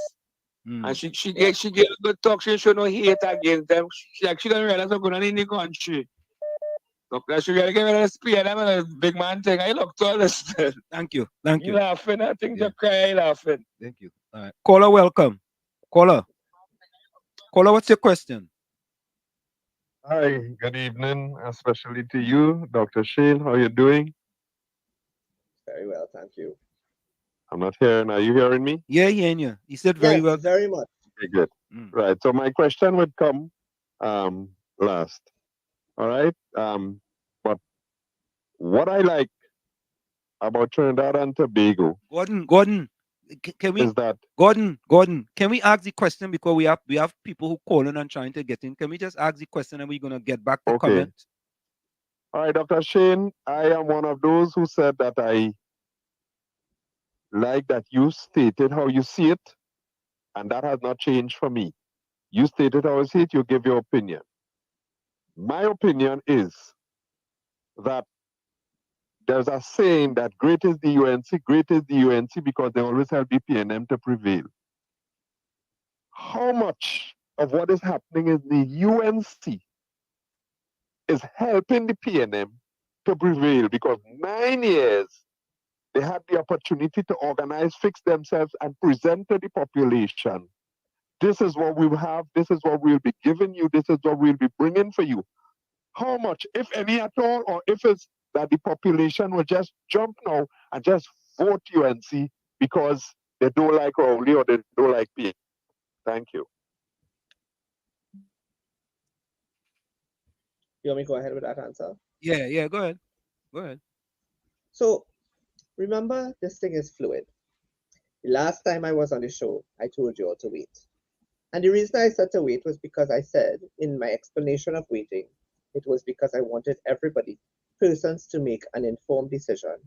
Because there may have been, at that point in time, there may have been the emergence of a new political entity that would have probably provided Trinidad and Tobago with a strong alternative to both.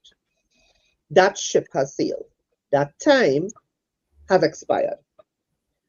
And what we are seeing now is a clear urgency, the word is urgency, to relieve the country of what currently exists by virtue of the behaviors, the words and actions, and recently the use of public funds for things that I consider frivolous in the governance structure. Now, I don't believe that the time at this stage at the game, there are still things that are yet to be told in terms of what are some of the policies that are going to come out of the UNC, what are their positions on certain things. Mrs. Prasad-Bissetta has made it very clear that she has always talked about the price of food and making food affordable and available to every citizen of Trinidad and Tobago. That's one. She has consistently talked about the issue of security and how we should go and her position on security. What we need to hear is a question that was asked in the comments about revenue streams, right? Fox Islam said she made many election promises. What revenue stream should create to fulfill those promises, or should I wait? Well, that's a discussion that needs to be explored. It needs to be ventilated more. There is a serious conversation to be had as to what is the economic plans and policies of the United National Congress. But in the 9 years of the current People's National Movement, we have not seen foreign direct investment. We have seen a lessening of the availability of foreign exchange. We have seen a destruction of one of our greatest legacies, which is the Petrotrin oil refinery. We have seen a reduction in our exportation. We have seen an increase in importation. We have seen an increase in crime, an increase in food prices, an increase in cost of living, an increase in unemployment, and an increase in poverty, an increase in the lack of availability of opportunity for young people, and an increase in the amount of young people who are able to go and pursue education even at the primary school level. May I say more? Caller, welcome. You have a question for Dr. Shane Mohammed? Caller. Good night again, Uncle Washington, Uncle Tommy, and Dr. Shane. Dr. Shane, this is the famous gentleman who you told, wait. Am I right? But I want to answer something before I ask you a question. The problem is in this country, right? Here's the problem in the country. We will see we in disaster, and just because of your personal feeling of a political party, you will come and make a statement like that gentleman just now. His personal opinion of whatever he has with the UNC. Dr. Shane Mohammed, I see my country burning down by one party. You know my question tonight to you, Dr. Shane? Could you imagine you is in power for this 9 years? That is my question. I'll leave it at that. I don't want to. I'll leave it. Wait, tell me what I didn't hear this question. I mean, I didn't hear his Repeat your question. I want to respond to him. He says, could My we question to Go my ahead. question to Dr. Mohammed Mm. is if UNC was in power, what we would have been doing today. Thank you. I go on, enjoy the night. Yeah, man. Yeah, they would have nailed Kamala Prasad Bisasa to a cross, and they would have been protesting in the streets. They would have been uproar in the parliament. They would have ripped her to shreds. They would have called her every single word and name in the book. But I'm I not want saying to, that Mrs. Prasad Bisasa. and Dr. Shane, I want to I'm add to not that. saying Mrs. Prasad Bisasa is. I'm not saying Mrs. Prasad Bisasa is perfect. You know, far from. Did she make mistakes? A lot of. Should I nail her to a cross for it at this juncture of our political history? Oh hell no. No. And Dr. Shane, listen to this. This is personal to me, right? Everybody, you know, and it has said this, like everybody has a price, right? But this is personal to me, and it's personal to my community. You know, I did these statistics, and the PNM people don't like me to say this. They hate this. You know why, Dr. Shane? Because it's facts. During Mrs. Kamala Prasad Busessa's 5 years, she reduced the amount of black people living below the poverty line from 19.8. These statistics in my head, I could quote them night. I could sleep, talk in my sleep, and quote them. Mrs. Kamala Prasad Busessa reduced the amount of people living below the black people living below the poverty line from 19.8% to 17.3% between 2010 and 2015. When Prime Minister Rowley came into office, there was 17.3% black people living below the poverty line. Under his watch, it went up to 26.3%. You know what the PNM people that say, well, Wall Street, where you got the information from? And I just start play the video for them, give them the information. And this is what I say. When we look at who are committing the murders in Trinidad and Tobago, it's people that look like me.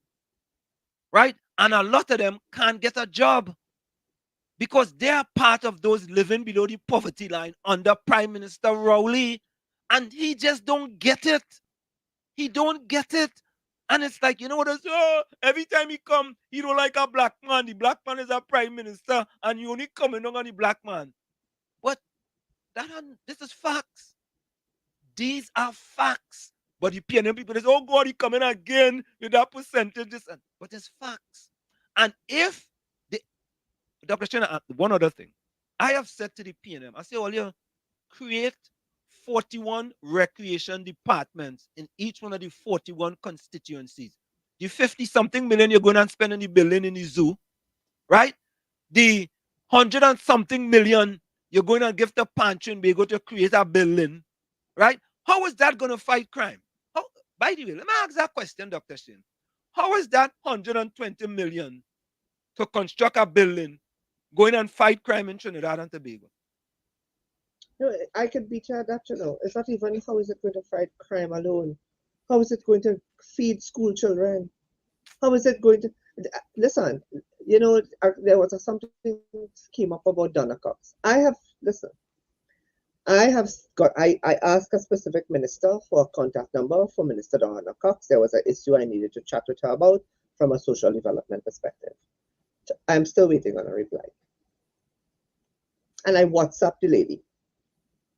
And I WhatsApped the lady to ask her when I could, when can we speak? Because there's a matter in which that falls under her purview that I would like for her to guide me on.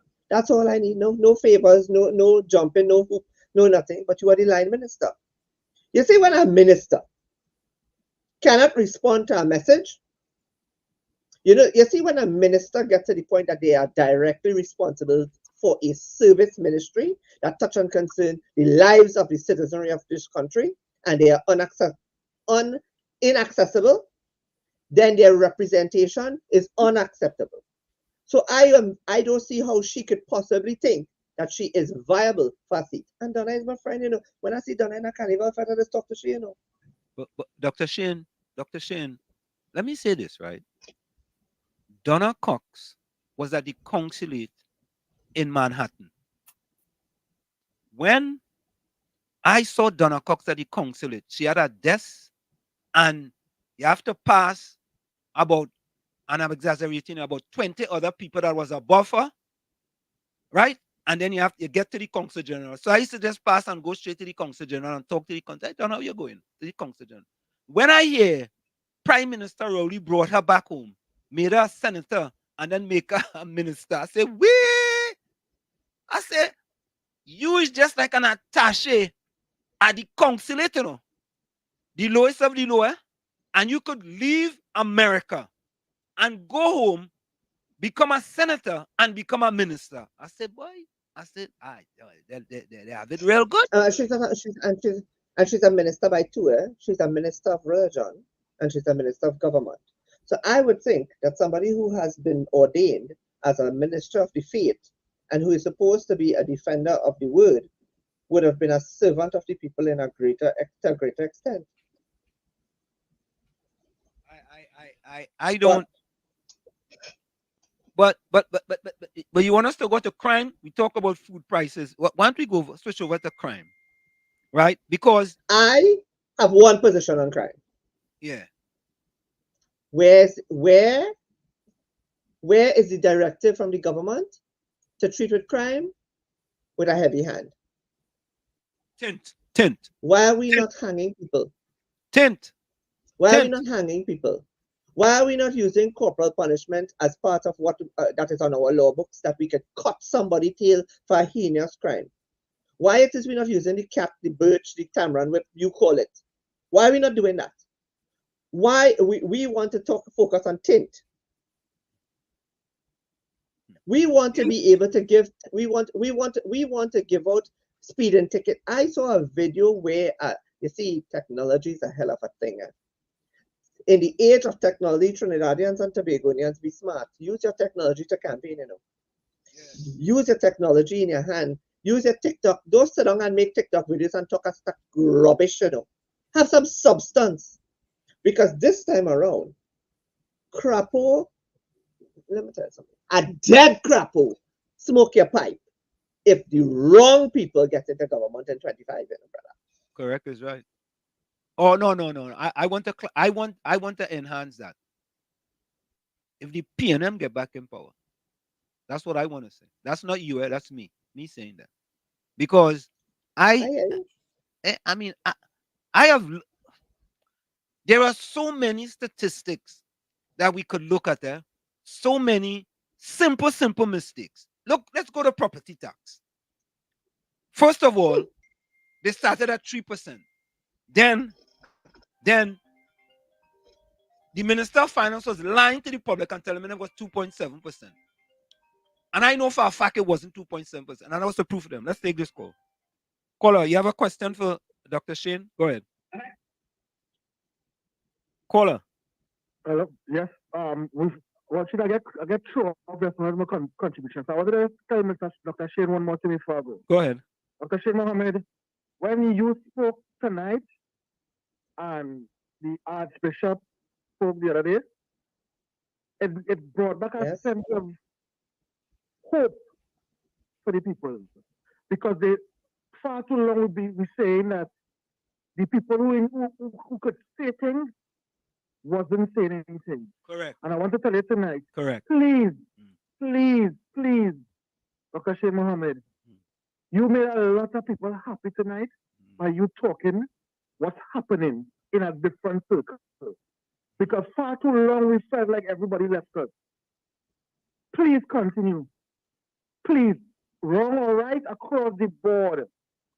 Not because you're talking about the PM tonight, we're glad. No. Wrong or right, talk the thing. Enjoy your night, Mr. Shane. I'm really proud of you tonight. Trust me. Thank you. You see, Dr. Mohammed, we know you, right? You just speak truth to power, right?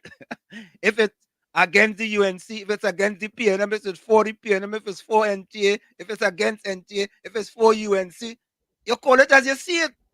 But you see, we have to become politically mature to understand that, for example, you see the fellow called Gordon Joseph, you know what he will tell you? I hate the PNM and I hate Rowley.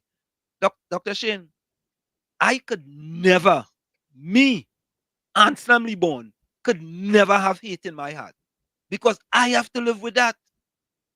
I have to live with that in my family, my kids. I don't want to carry that down I to don't my hate. wife. I don't hate. I don't hate. I don't hate the prime minister. I hate what he has become. I hate what he represents. I hate what I'm hearing. I don't. I hate this style of leadership. I hate the lack of governance. I hate the suffering of my people. And I say it, I'm a poor's raisin. I've always been a patriot of Trinidad and Tobago. I've always been someone who I've had the opportunity.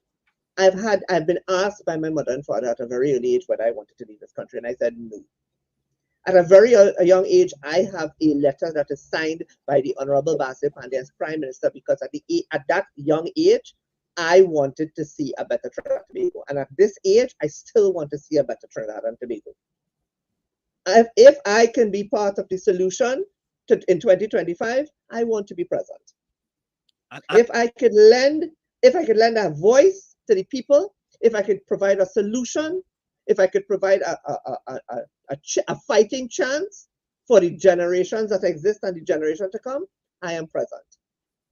I am not ever going to deny my responsibility to the people of Trinidad and Tobago because I have not been given a platform to just open my mouth. And you're right. If Kamla is wrong, she's wrong. If Rowley is right, he's right. Vice versa. Tonight, my country is in a very dark corner. Yeah. You know what has saddened me, boy? Shane, you know what has saddened me? Eh? Look, listen to this PNM person. Eh? Watch it.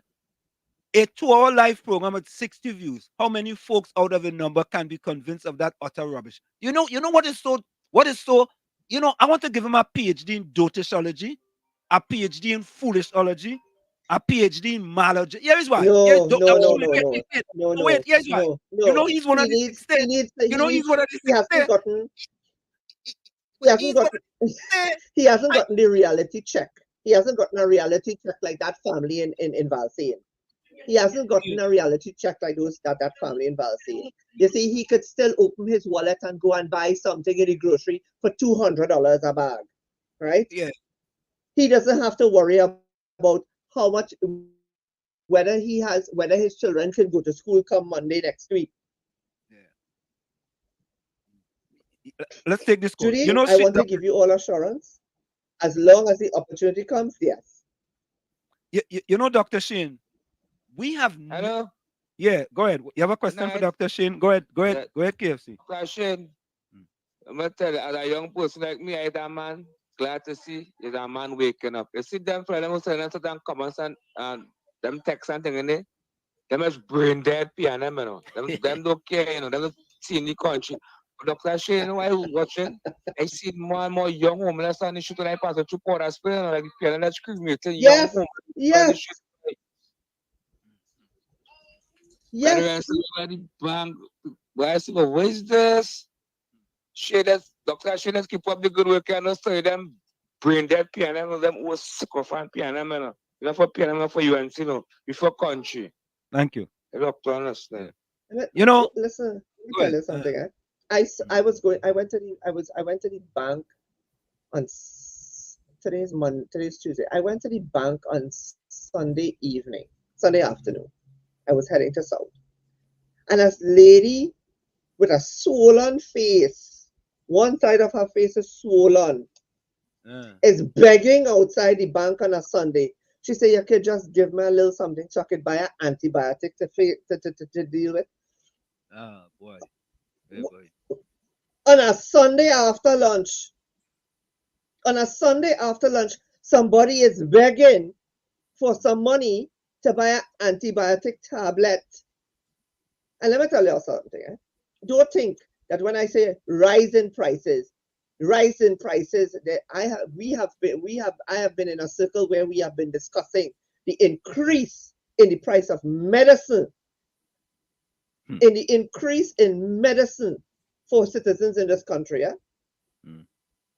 So it's not just food, it's just not books and shoes. It's things that are also life-saving, that people depend on to live another day. So Ambrose, miss me with your... Yeah. Anyway, Dr. Shane, a friend of yours, Ron Millington, says, say hi to Dr. Shane. But let's play a few voice notes here. Let me play this voice note. You know that person, right? Hold on. Good. I do. Go ahead. We take playing this voice note. Yeah. And Uncle Tommy, JB here. It is very unfortunate and sad that given that the nation is crying out for an alternative to the PNM, that Mr. Prasad Bissessar, Gary Griffith, and Philip Alexander not seeing the bigger picture. The bigger picture, instead of focusing on where the country is at and the country needs for new leadership, they basically focus on personalities and bickering and fighting to see who had the biggest mouth. I mean, I honestly believe that the NTA can make some headways in the East-West corridor where the UNC don't really favor well. But it seemed like those that perception or total idea had probably, it seemed to be like becoming a faded memory because given from the utterances from the opposition leader, I mean, although she said nothing is cast in stone, it seemed like, that relationship is no more. So basically, we down to Farley and the TPP with the 2 seats in Tobago to rescue the whole of Trinidad and Tobago. So I'm expecting come next general election, 2025, we will have a coalition government with Farley TPP and Kamala Prasad Bissessar UNC. What says you, Dr. Shane? No. The UNC currently has 19. That of that 19, Shoguana's East is a marginal. San Juan Barataria San Juan is still there. And the third one is Moruga Tableland. Right? In play are those three, as well as St. Joseph,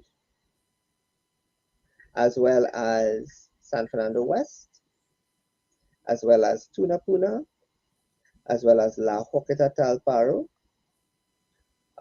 That's 1, 2, 3, 4, 5, 6, 7, as well as Pointe-a-Pierre, as well as there's another one. And not in what was formerly Dabadi O'Mara. So there are several seats in play. I'm sure you all would have seen that the EBC has shifted some margins, some boundaries. The EBC has also renamed seats. So there will no longer be Dabadi O'Mara. Dabadi O'Mara is now Mausika Maloney. Trin City Aruka would be it's a new seat that involves Lupino. So there's going to be some changes. I don't believe that the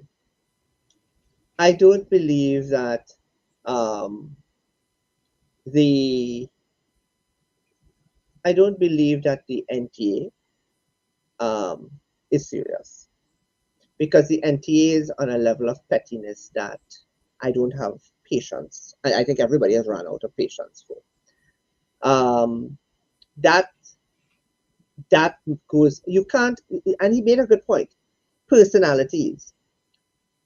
I just said why Dr. Khan should be brought back into the UNC fold, because he holds the record of being the only politician to win a marginal seat consecutively in elections.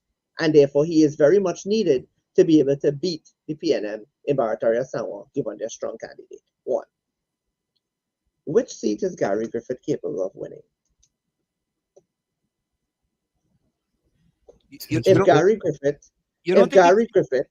What about St. Joseph? He is too uncouth. He is too uncouth. Listen to what I'm saying. He is too uncouth. He is behaving in a manner that is too uncouth to represent the people of St. Joseph. So if he believes he has the ability to win, he should be in Tunapuna. Which seat is Philip Alexander capable of winning? Where is he best positioned? Can he take on Dr. Keith Rowley and Diego Martin West and give him a run for his money, like Dr. Nope. Rudal Munidal did a couple of years ago in the fight in 2000 when he fought Mr. Manning in San Fernando East and brought the margin down to almost 2,000 votes? I feel he could win I Alaska. need I feel Philip could win Alaska. I feel so. a what? Alaska? Alaska, yeah. He could win Alaska. I feel like Wyoming, maybe. I feel Wyoming might be better. You think Wyoming better? All right. I'll give Wyoming. I think Wyoming. All right. Right. Give Wyoming. You see, the same way we have to look at the structure, and this is now a one-on-one fight. I don't want to hear about safe seats. Who is best poised to go into La Hoqueta Talparo and win it? If my friend Ron Millington is capable of going into La Hoqueta Talparo and winning it, I say put Ron. Yeah, that's why I say it. Right? That is my advice. Right? But don't tell me that you want to pick a fight based on a personality, because there's something that Julian John does in the UNC or for the UNC that Gary Griffith cannot do. And if that is bringing stability to the party and engendering some level of mentoring and coaching and structure and that sort of thing, then you can't blame the political leader for wanting to stand by her girl because she sees value there. Let's take this. Instead of fighting with. Go ahead. Go ahead. No, you go ahead. Go ahead. Instead of fighting with the leader, grow up and realize the state of affairs. That's all. Yeah, we can't let. Let me add a twist. Let me add a twist. Okay. Can I say that if I give you a seat or bring you into the fold of the UNC, that if you don't agree with one of my policies, you will destabilize the government and put me in a headlock? I'm just throwing that out, right? All right. Throwing that out there. Let me take this voice. Yeah, let me take this voice note. Hold on. Let me take this voice. True or false? Why we are not hanging people and so on is because we have a we versus them culture. True or false? If crime goes down, who will look good? And 10 or 15 people might vote for them. If crime goes up, who would look good? And 10 or 15 people might vote for them. Questions. All right, let me take this other voice. I don't. And up to now, I haven't heard Dr. Shane disrespect the office of the Prime Minister, who happens to be at this point in time, Dr. Keith Rowley. He say all kind of thing about him, and he's not the only one. So I could never conclude that he hate, and I'm glad he said here, he don't hate Dr. Rowley, he hate what he become. That is different to you. That is different to you, Chumakian. That is different to you. You hate, and it comes out in your tire barking. It comes out in your mud pelting. Yeah, Dr. Rowley, and you said it. You said it in many words. Yeah, so Dr. Shane, let's take this other voice note. Hold on, man. Good night, Mr. Washi. Good night, Uncle Tommy. Good night, Dr. Shane. I don't come line wrong on a camera button for 6. It's really wrong. Crashing this country.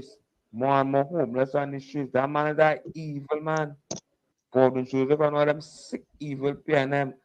Dr. Shane, yes, we the younger generation, we have to make the change and get rid of this evil, wicked PNM government. Yeah, so Dr. Shane, we were going to. I am very ready. We wanted to talk about what about, something kind of flying below the radar is the dengue issue in Trinidad and Tobago. The dengue Yes, it is. It is. And let me tell you something. Listen, CPT, good evening. No good. This is the first time I get a good evening from CPT, you know. Oh, Capitan? Are your partner, Yeah, you know? yeah, Are your real partner? yes, yes, Your partner, yes, yeah, yes, yes. yeah. But listen, the thing about it is this. You're right. The other thing is flying under the radar with regard to this issue of dengue. And I keep saying, as it pertains to the highway construction, we always knew that there was going to be a wet season. We always knew that at the start of June, the end of May, the middle of May to November, we are going to be in the rainy season. So then, if we knew this, meteorologists told us this, the experts in weather told us this. They told us that there would be increased risk of threats by natural disasters such as hurricane and storms and whatnot. Then certain things should have been put in place. I cannot understand how come whether the Alsing was sleeping on the job, whether he was taken up I don't know. I don't know if he's been so comfortable beating his chest over that the success of COVID. Um, Listen, he's getting a free pass, and the reason why he's getting a free pass is because there are so many issues on the table. To be quite honest with you, there are so many issues, and CPT. Let me tell you something. That's a next level kind of. I don't want to talk about it. And the reason why I don't want to talk about it because there are certain things in national security I'm very cautious about. But that's a different level of barbarism and criminality in what you are asking there. That is a different level. And I'll tell you what I've found. I'm also very concerned that there are people who are so desperate to make money because of the lack of opportunity to do it, quote unquote, the right way, that they've found themselves entangled in very unscrupulous or very novice-like affairs that has caused them to get into a web that they're unable to come out of. That is my concern.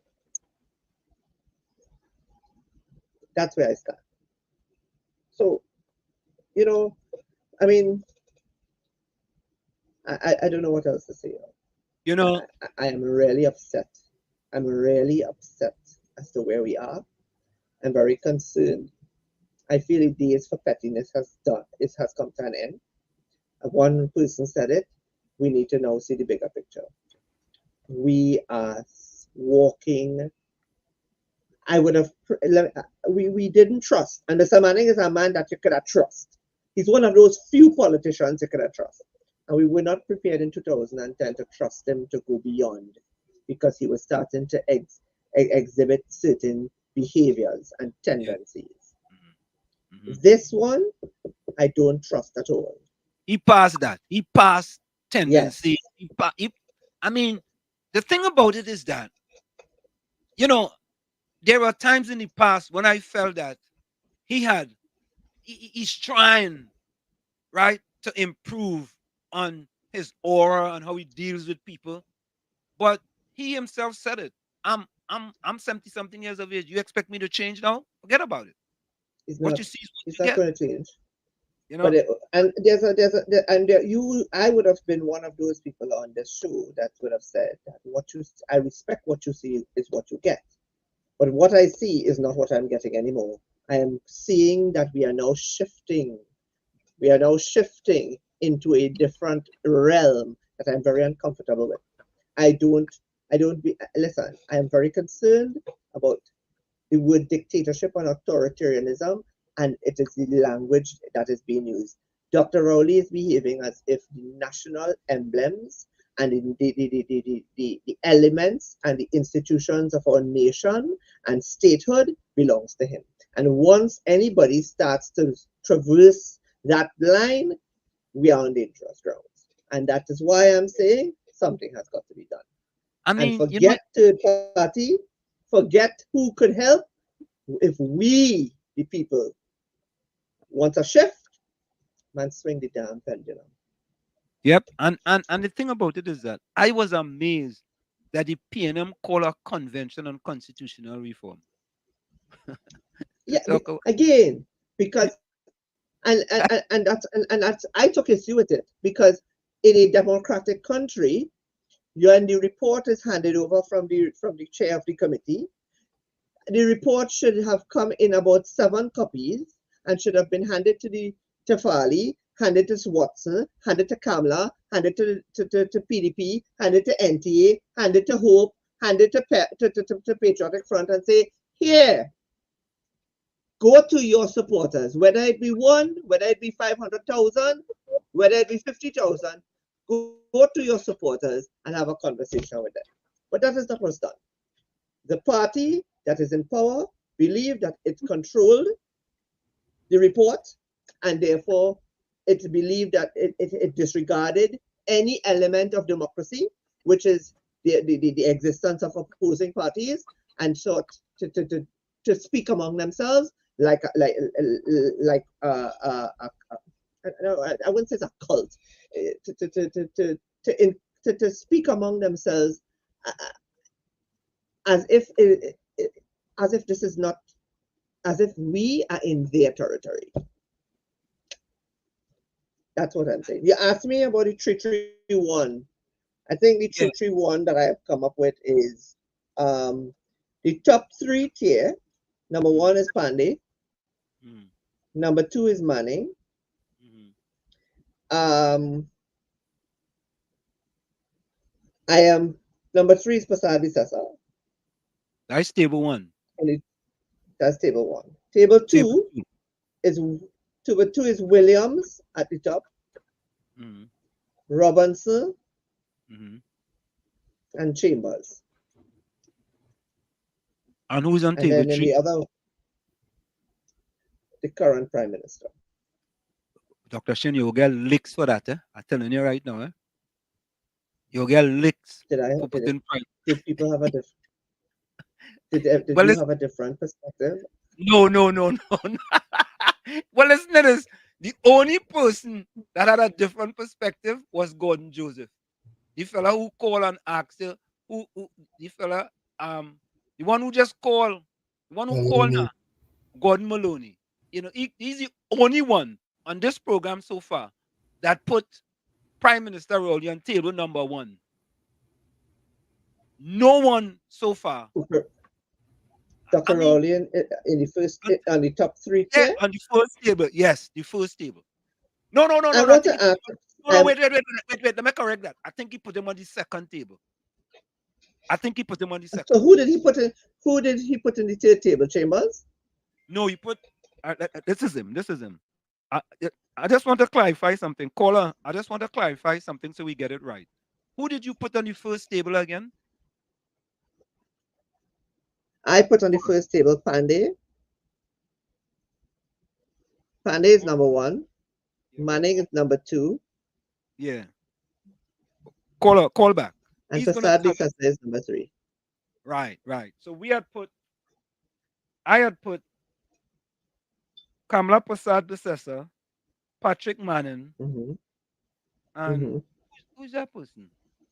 Who's George Chambers, ANR, Eric Williams, and Pandey. I put Basdio Pandey. I put Pandey.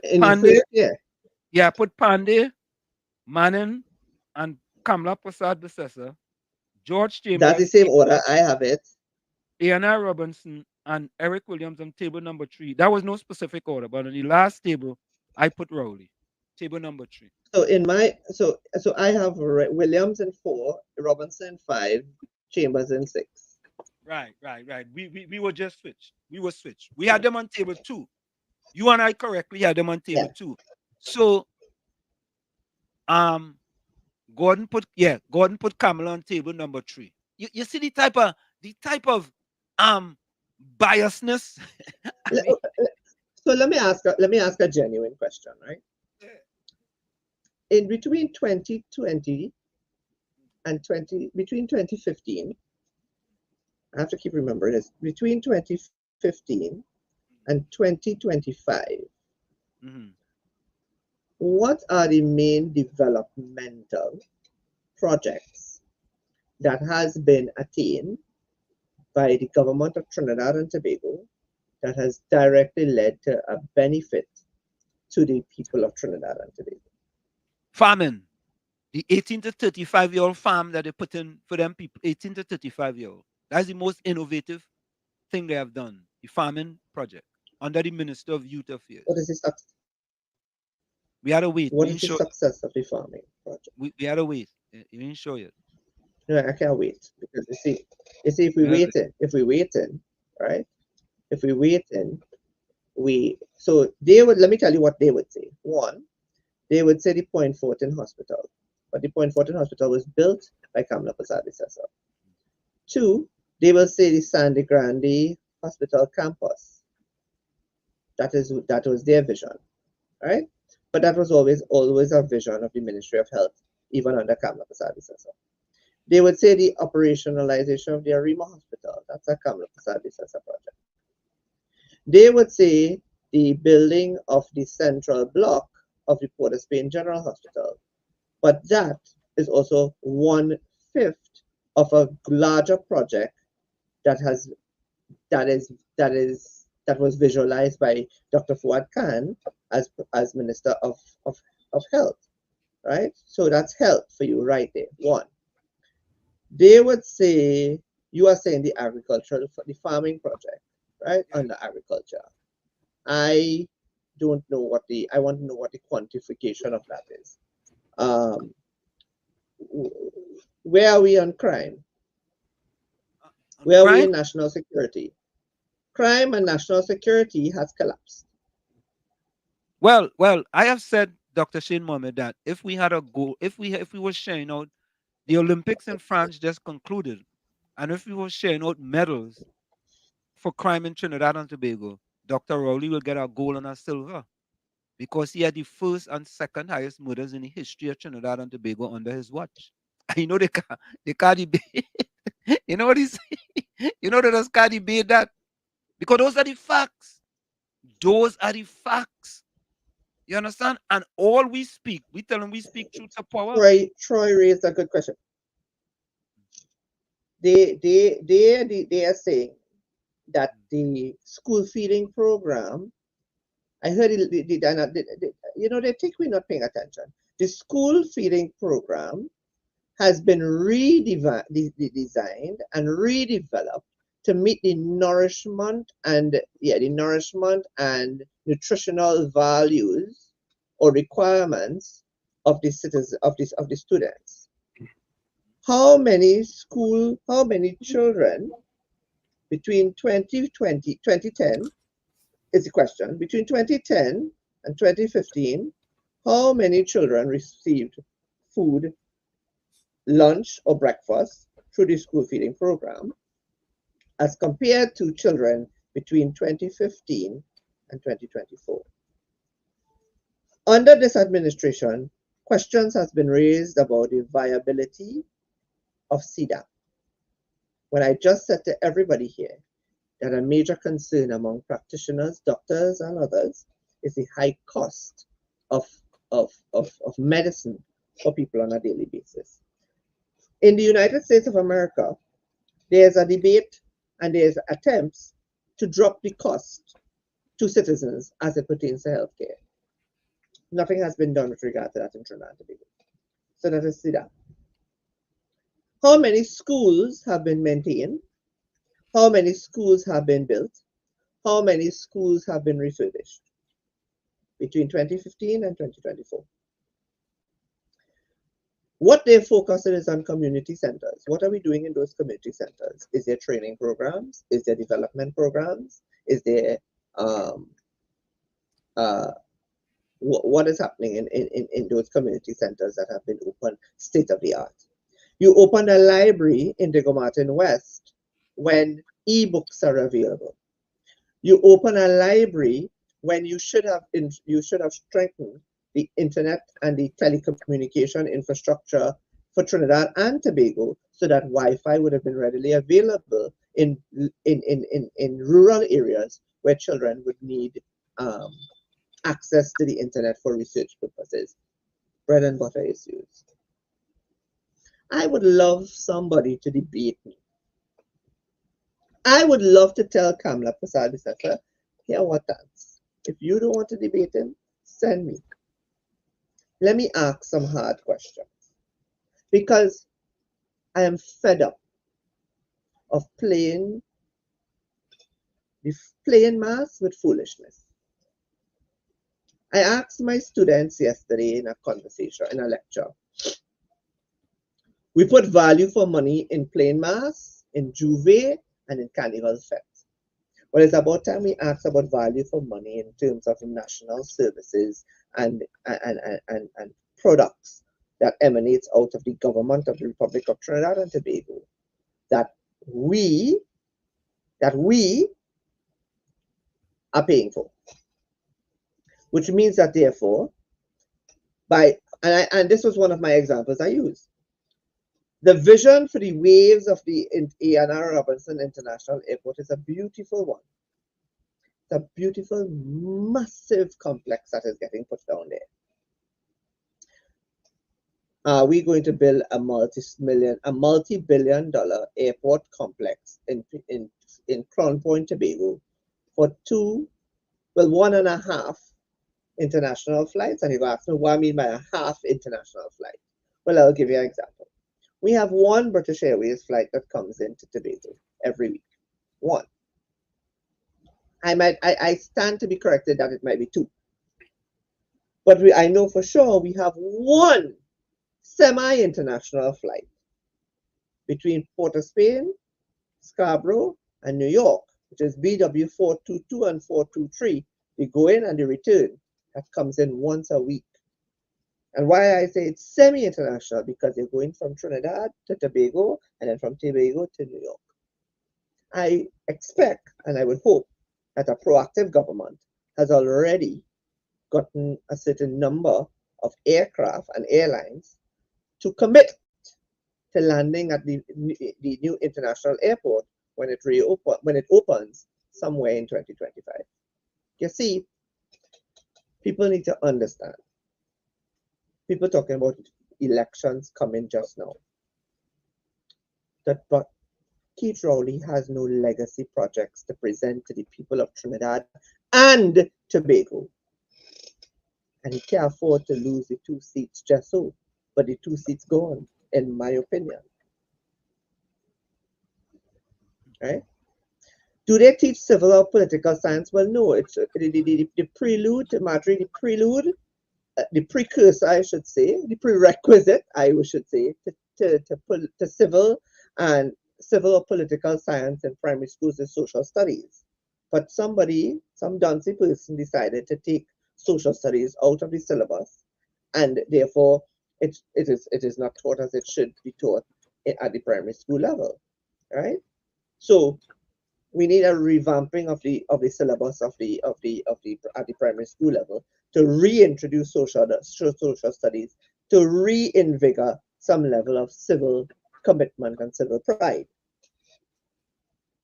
I want to hear the PLM people answer me with regard to the questions I'm asking about the school feeding program, about the library, about importation of food, about what about the 2018 mandate under the CSME that said that Trinidad and Tobago, as well as Guyana and Suriname, should be the breadbaskets of the region, since we are outside of the hurricane belt and because we have the land available to do so. Where is that mandate? Where's the commitment to CARICOM? Dr. Shane, them questions you're asking, you'll get them answer after the election. You'll get it after the election. No, we will. No. If I have to get those answers after the election, it should be that I'm getting them from somebody else. Yeah, but you'll get it after the election. Anyway, folks, put your closing quotes in the chat. You can also send your voice notes with your closing quotes as well. You can also send your voice note with your closing quotes. You know, Dr. Shane, the thing about it, right, is whenever you come here we try to share information and facts from a factual perspective with the people, because we don't believe in this spaghetti theory to throw things up on the wall and see what will stick. We believe the best thing to do is to use facts.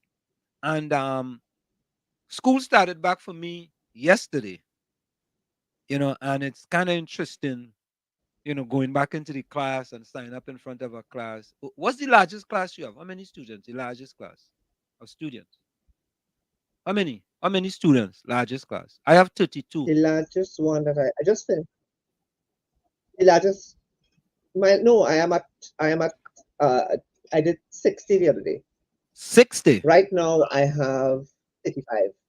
Yeah, 60 MBA students.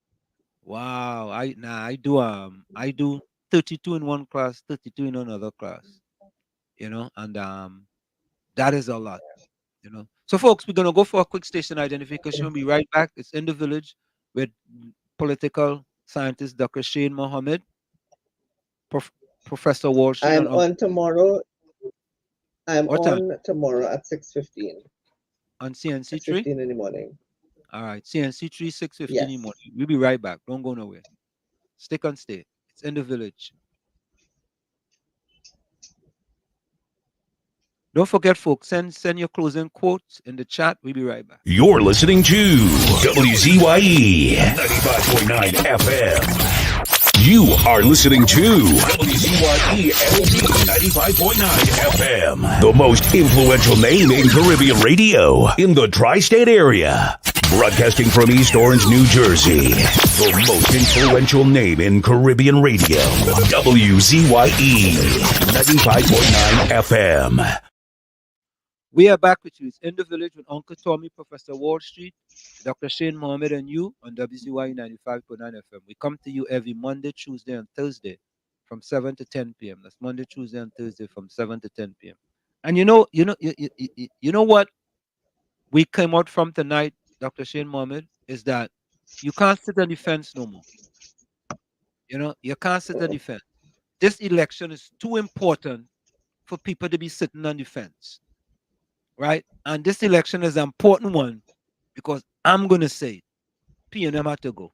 PNM just had to go. They are this prime minister, this our PNM under Prime Minister Rowley is not good for Trinidad and Tobago.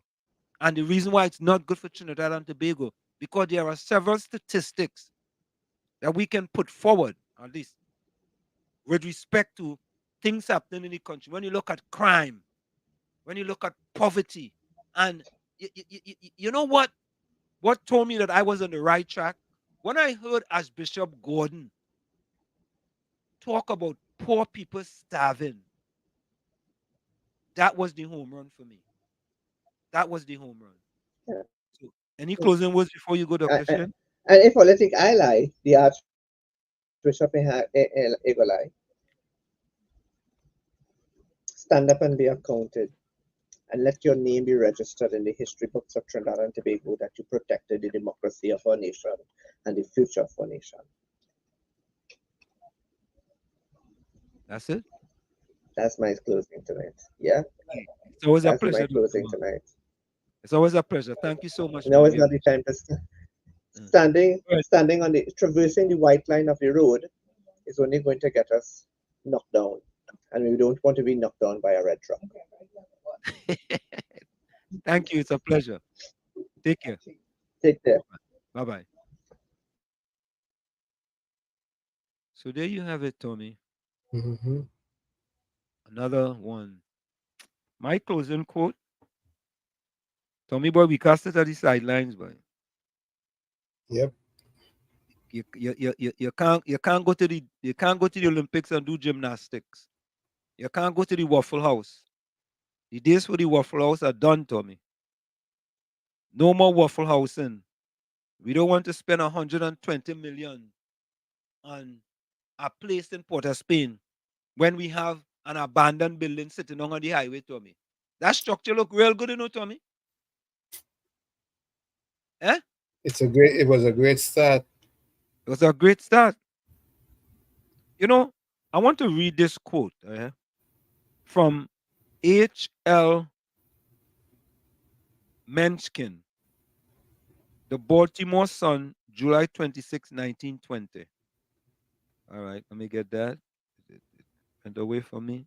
All right, here is what it says. As democracy is perfected, the office of the president represents more and more closely the inner soul of the people. On some great and glorious days, the plain folks of the land will reach their heart's desire at last, and the White House will be occupied by a downright fool and a complete narcissistic moron. You know that came to pass, right, Tommy? Of course. From where I sit, this is it. The clock on the wall. So that's all I like to say, but I've got to go. Remember, hard work beats talent when talent doesn't work hard. And for every 60 seconds of anger, you lose 1 minute of happiness. Remember, your circumstances may determine who you are, but you are responsible for who you become. Go ahead, Tommy. To piggyback on Dr. Shane, when you fall asleep at the wheel, you may crash and burn. Like I always say, you, the man in the mirror, have to be the change you want to see. But if when you look in that mirror, you don't like what you see, you cannot blame the mirror. Never look down on a person unless you're giving them a hand up. Be safe. Take good care of yourselves. We'll see you on our next session, which is Thursday, same time, same channel. And don't forget, this Friday, we're going to have our flag raising ceremony for Trinidad and Tobago's 62nd independence in the city of Newark from 5 to 8. City Hall, Newark, Broad Street. Love you all. See you on Thursday, God willing. Thank you, Tommy. You're welcome. Go to the chat. Ken John says, fraud and corruption should stop and wastage too. Rose says, I'm standing still to see the salvation of the Lord. Marjorie says, the power of the state has to be used to benefit the people, not the people in power. There we go. Ken John says, good night, everyone. Be safe. I don't know if this is a Gordon Joseph closing comment or what. Oh gosh, Wall Street. Don't say that, because people say that in 2020 and they go back to the government front row. Candice, welcome. Candice says, a nation is great, not by its size alone. It is the will, the cohesion, the stamina, the discipline of its people, and the quality of the leaders which ensure it is an honorable place in society. Rennie Mohammed says, live, love, laugh, ingredients for long life. Let me see if there are any others here. Hailey says, remain at peace with one another, admonish the unruly, cheer the faint-hearted, support the weak, be patient towards all, see that no one returns evil to any other, always seeks one another's good. Yeah, okay, great.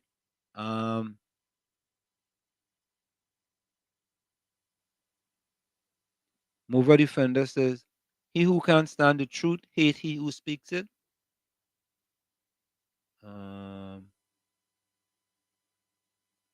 Rose says, I enjoyed tonight's program. Love you all. Love you, Dr. Shane Mohammed. Always happy to listen to you. Everyone be safe. Until next time, God bless everyone. Troy Smith says, bless, good night to the host, and everyone stay safe and focused. Don't be distracted. PNM must go.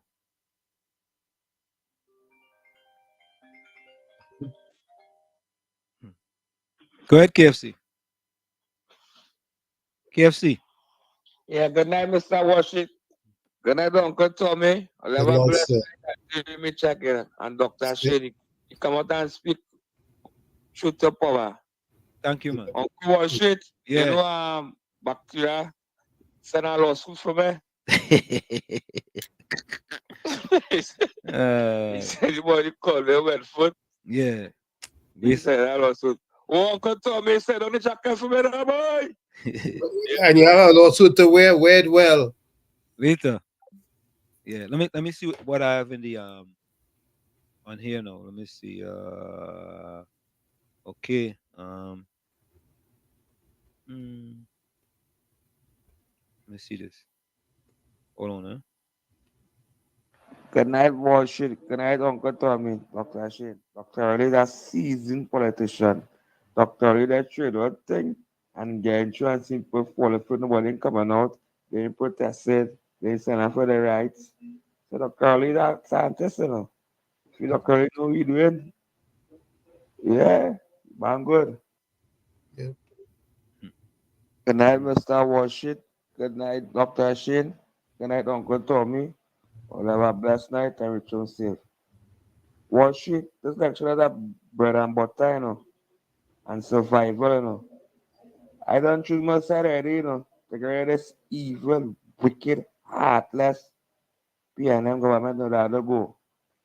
Washington 3 meter again. Tommy, I want the jacket long for me now, boy. Okay. Good night, Washington. Good night, Uncle Tommy, Dr. Shane. Dr. Ali, that seasoned politician. Dr. Ali, that trader thing. And get insurance people falling for nobody coming out. They protested. They stand up for their rights. So Dr. Ali, that scientist, you know. If you Dr. Ali know what you're doing. Yeah, man, good. All right. Last voice note before we go. Thank you, Dr. Shane. I believe you spoke it. How you see it, how you read it, how you feel it. And that is how it should be with everybody. Whether they wrong like a O or they right as in the opposite of left. And nobody should curse anybody, pelt any big stone, get vexed with anybody for stating their view. Because how the view is today, that could change tomorrow. Look how much people view change from what it was. Bissessa view change from what it was with Gary. Gary view change with what it was with her. Mr. Rowley view change from what it was with the Mannings. So view are always there. The only constant is change. So a man could be all kind of thing today. You think I could be surprised if tomorrow I hear Mr. Nesbitt talking about and Tommy talking about, yeah, we've got to support the PNM because they are the best party in the Caribbean. You think I will be surprised? Huh? No, I will not be. Because the only constant is change. Thanks for coming, and I hope that you come again, and I hope that they bring in more people who will speak their heart and not come and talk something that they want, that somebody else want them to say because of the price. Good night, everybody. All right, Tommy. Takesha, welcome. Takesha, welcome. Yeah. Folks, we are out of here. See you Thursday. There we go. This is oh Lord, Trinidad and Tobago. This is DJ Bravo. I'm hurting you know. This is a sad place. My country turned into a sad place. When I look around, it's only sad face. Our country turned into a sad place. All I see in front of me, nightmares turn into reality. Like somebody build a monster factory. Parliament up against parliament economy. But let the moderators in another body in a dream. Somebody girl child missing, another rape again. And next road stain with somebody's sunburn. Who take the S out of Port of Spain. This is a sad place. My country turned into a sad place. When I look around, it's only sad face. Our country turned into a sad place. Now with the love, with the vibes, with the hope. Now tell me something, how you really want we cope? When the children breathing in too much gun smoke, and the Coast Guard can never see a boat. You sound like some goats when they come looking for votes. Fit the empty promises, reading like a horoscope. Justice for sale in a fat envelope. Politically, all the answers is a joke. This is a sad place. My country turned into a sad place. When I look around, it's only sad face. Our country turned into a sad place.